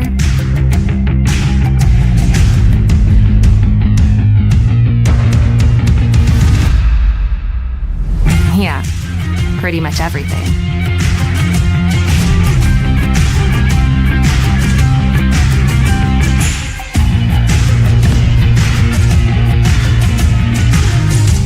Visit Indiana Tech and walk a mile in a Warrior's shoes.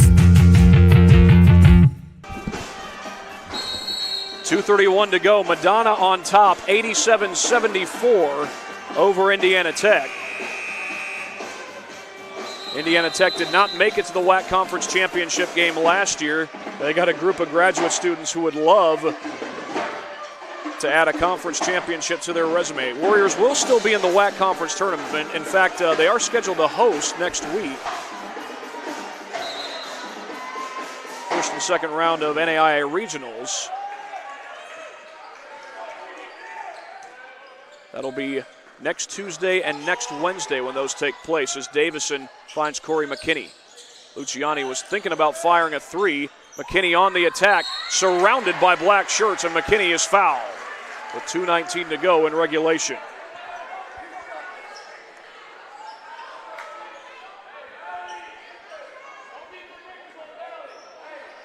Do have a final from Garrett High School. Bishop Dwenger beats Angola 64-54.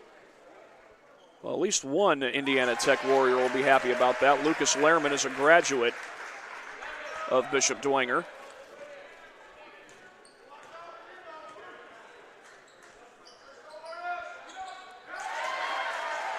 As Corey McKinney, meanwhile, goes 2 for 2. Now, he's a graduate of South Bend, Washington.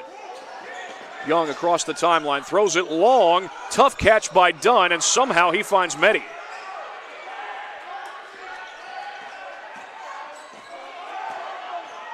Dunn gets fouled from behind. McKinney made the contact.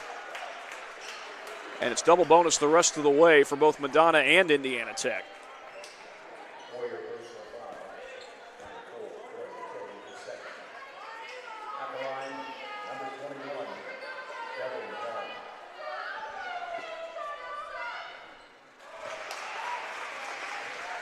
Dunn with the first free throw made.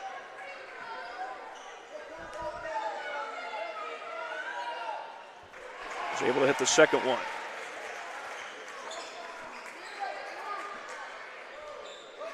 McKinney waiting just a little bit. Now he picks it up as Dunn started to get a little closer to the timeline. Wide open is Davison. Davison scores. They totally lost him underneath the basket, and Davison made him pay. Here's Spate with Luciani on him. Immersion.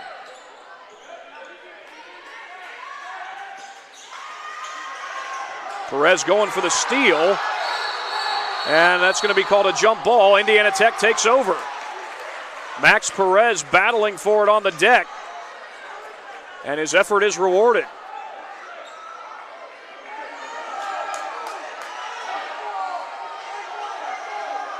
Mark Meddy thought it should have been a foul, and so does Noel Emmenheiser, the head coach for Madonna, but they're going to stick with the original call. They had a whistle blown there. Now the officials are going to stick with it, or get together rather. One of the officials already made the second signal that it was Tech ball.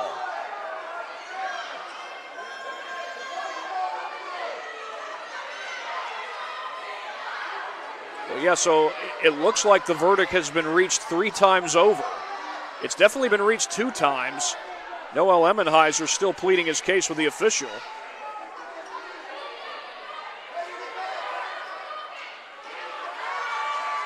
You might have been thinking that Madonna had gotten a timeout called before the jump ball was signaled. Here's Klein. Perez wanted the step back. McKinney fires a 3, too strong. Henry Spate with a rebound, ball's knocked away, and Luciani's called for the foul.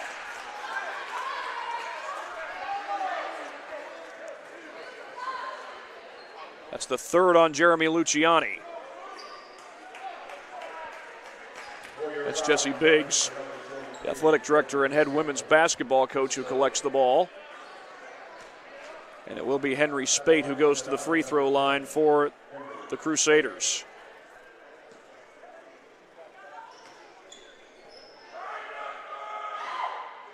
Spate, even with the fan yelling from the stands, is able to knock down the first free throw. Spate doesn't have a lot of points this second half, just 3 free throws so far, make it 4, but he hasn't missed from the free throw line in the second half when he's been there. Those last 2 could prove to be the dagger. McKinney, the wraparound pass, count the basket. Josh Klein is going to the line. Josh Klein still fighting. As Indiana Tech tries to get this down to a 10-point game with 1:19 to go, the Warriors would need a lot to happen to come back and win this one. It's not impossible. It's very difficult to come back from 11 points down with 1 minute and 19 seconds to go. In and out on the free throw, Spate boards it. Across the timeline comes Young. Check that, it's done, and they foul him. No, they don't. A timeout. A timeout taken by Madonna. While they take a timeout, we will also take a timeout on this broadcast of Warrior men's basketball. Tech goes by many names. Business, fine art, forensic science. Some think it's just technical. But really, tech means everything. Scholarships, internships, championships. It's professors who make time for you one-on-one. It's putting everything on the line. It can be fierce. It can be fascinating. It can be awesome. 91-80, Indiana Tech down against Madonna in this WAC Conference Championship game.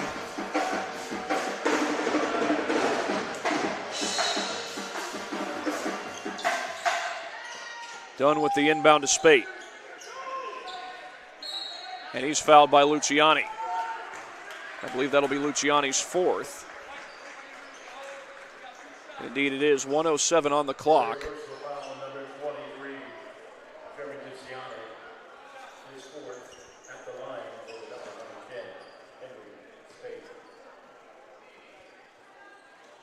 Spate's able to hit the first one. Spate has not missed from the line in the second half. Doesn't have any makes from the field in the second half, but trend continues. He hasn't missed at the charity stripe. There's McKinney across the timeline. McKinney to the basket. He's fouled. That basket will count.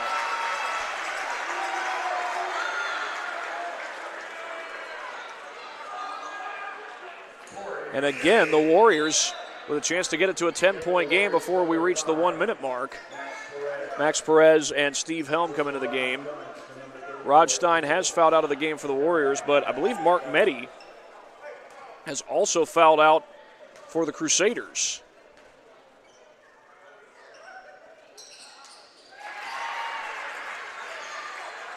McKinney completes the three-point play. The Warriors will put on a full-court press. Took a long time to get the ball in, but the Crusaders beat the 5-second clock. Can they beat the 10-second clock? They won't have to. Josh Klein commits the foul. That's his 3rd. It comes with 56.7 left, and this is double bonus. It'll be double bonus the rest of the way.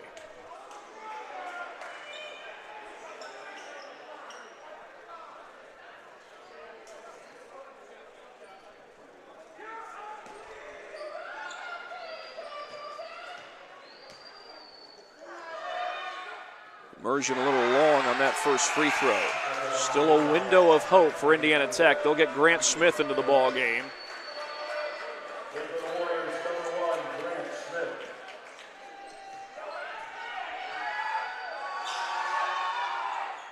One for 2 goes Immersion. McKinney waits, now picks it up. Got to get something quick, and it's stolen away.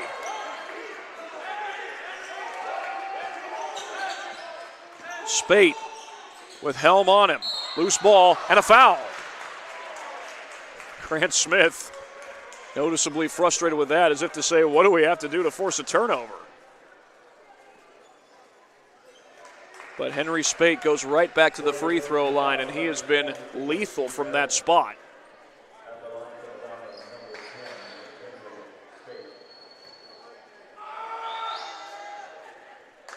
Spate true on the first one. True to form, he hasn't missed from the stripe. Still hasn't.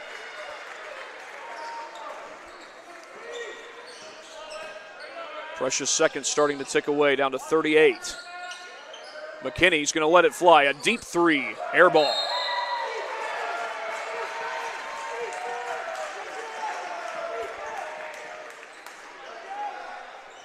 It'll be Ethan Immersion to put the ball in play for the Crusaders. And now Indiana Tech will not press.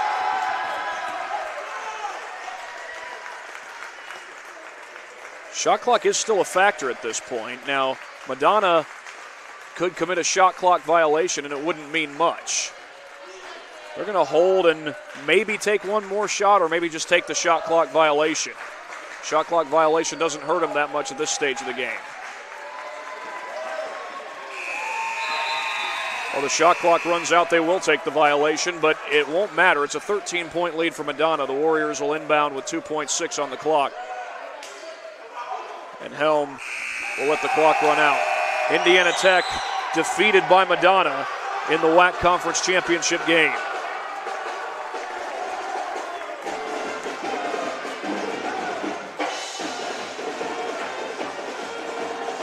Well, Indiana Tech did not get to the WAC Conference Championship a year ago. They get back there this year. But this Madonna team, who made it to the WAC Conference Championship and lost to Lourdes,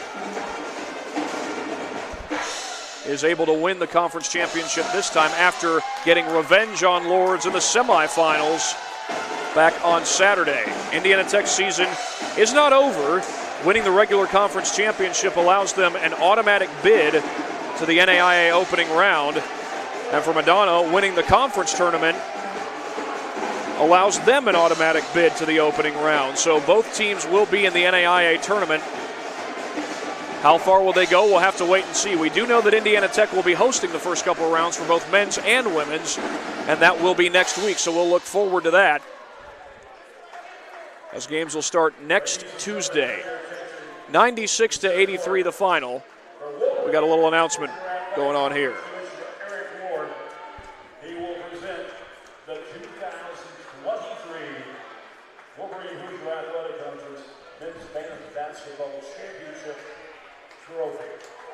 Yeah, that's the championship trophy going to the WAC Conference Tournament champion Madonna Crusaders as they knock off the Warriors.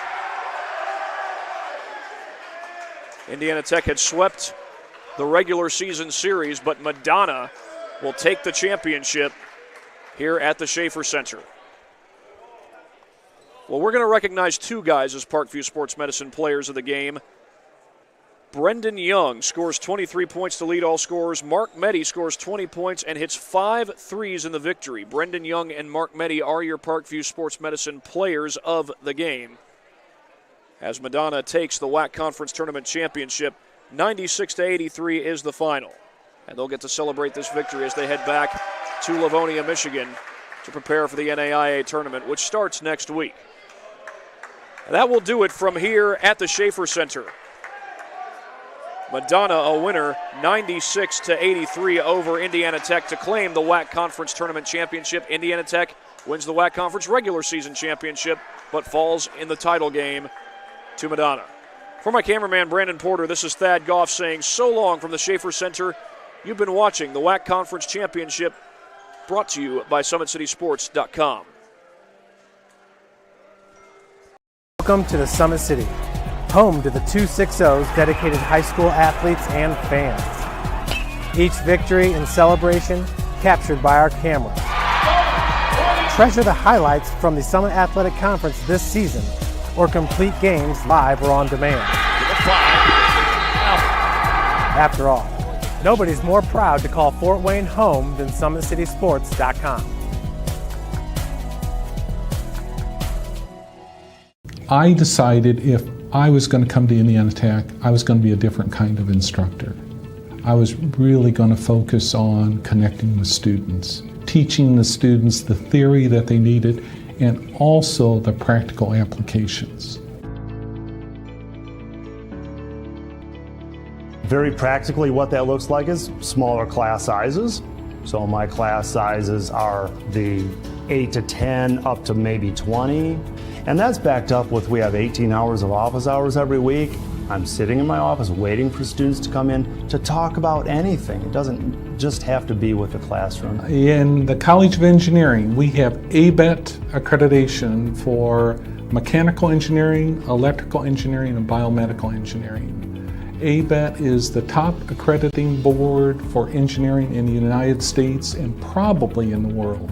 Another thing that is a very different approach at Indiana Tech, I think, that some other universities, is we try and make sure they have a lot of lab experience in the engineering department. All engineering programs are going to have laboratory courses, but in our laboratory courses we try to get them not just exposure to measurements and exposure to some of the devices that you'll be used, but I like to actually assign projects that are, realistic projects. Those projects, this project-based learning, help students to work together in a group and be hands-on with their the material or the product that they're creating.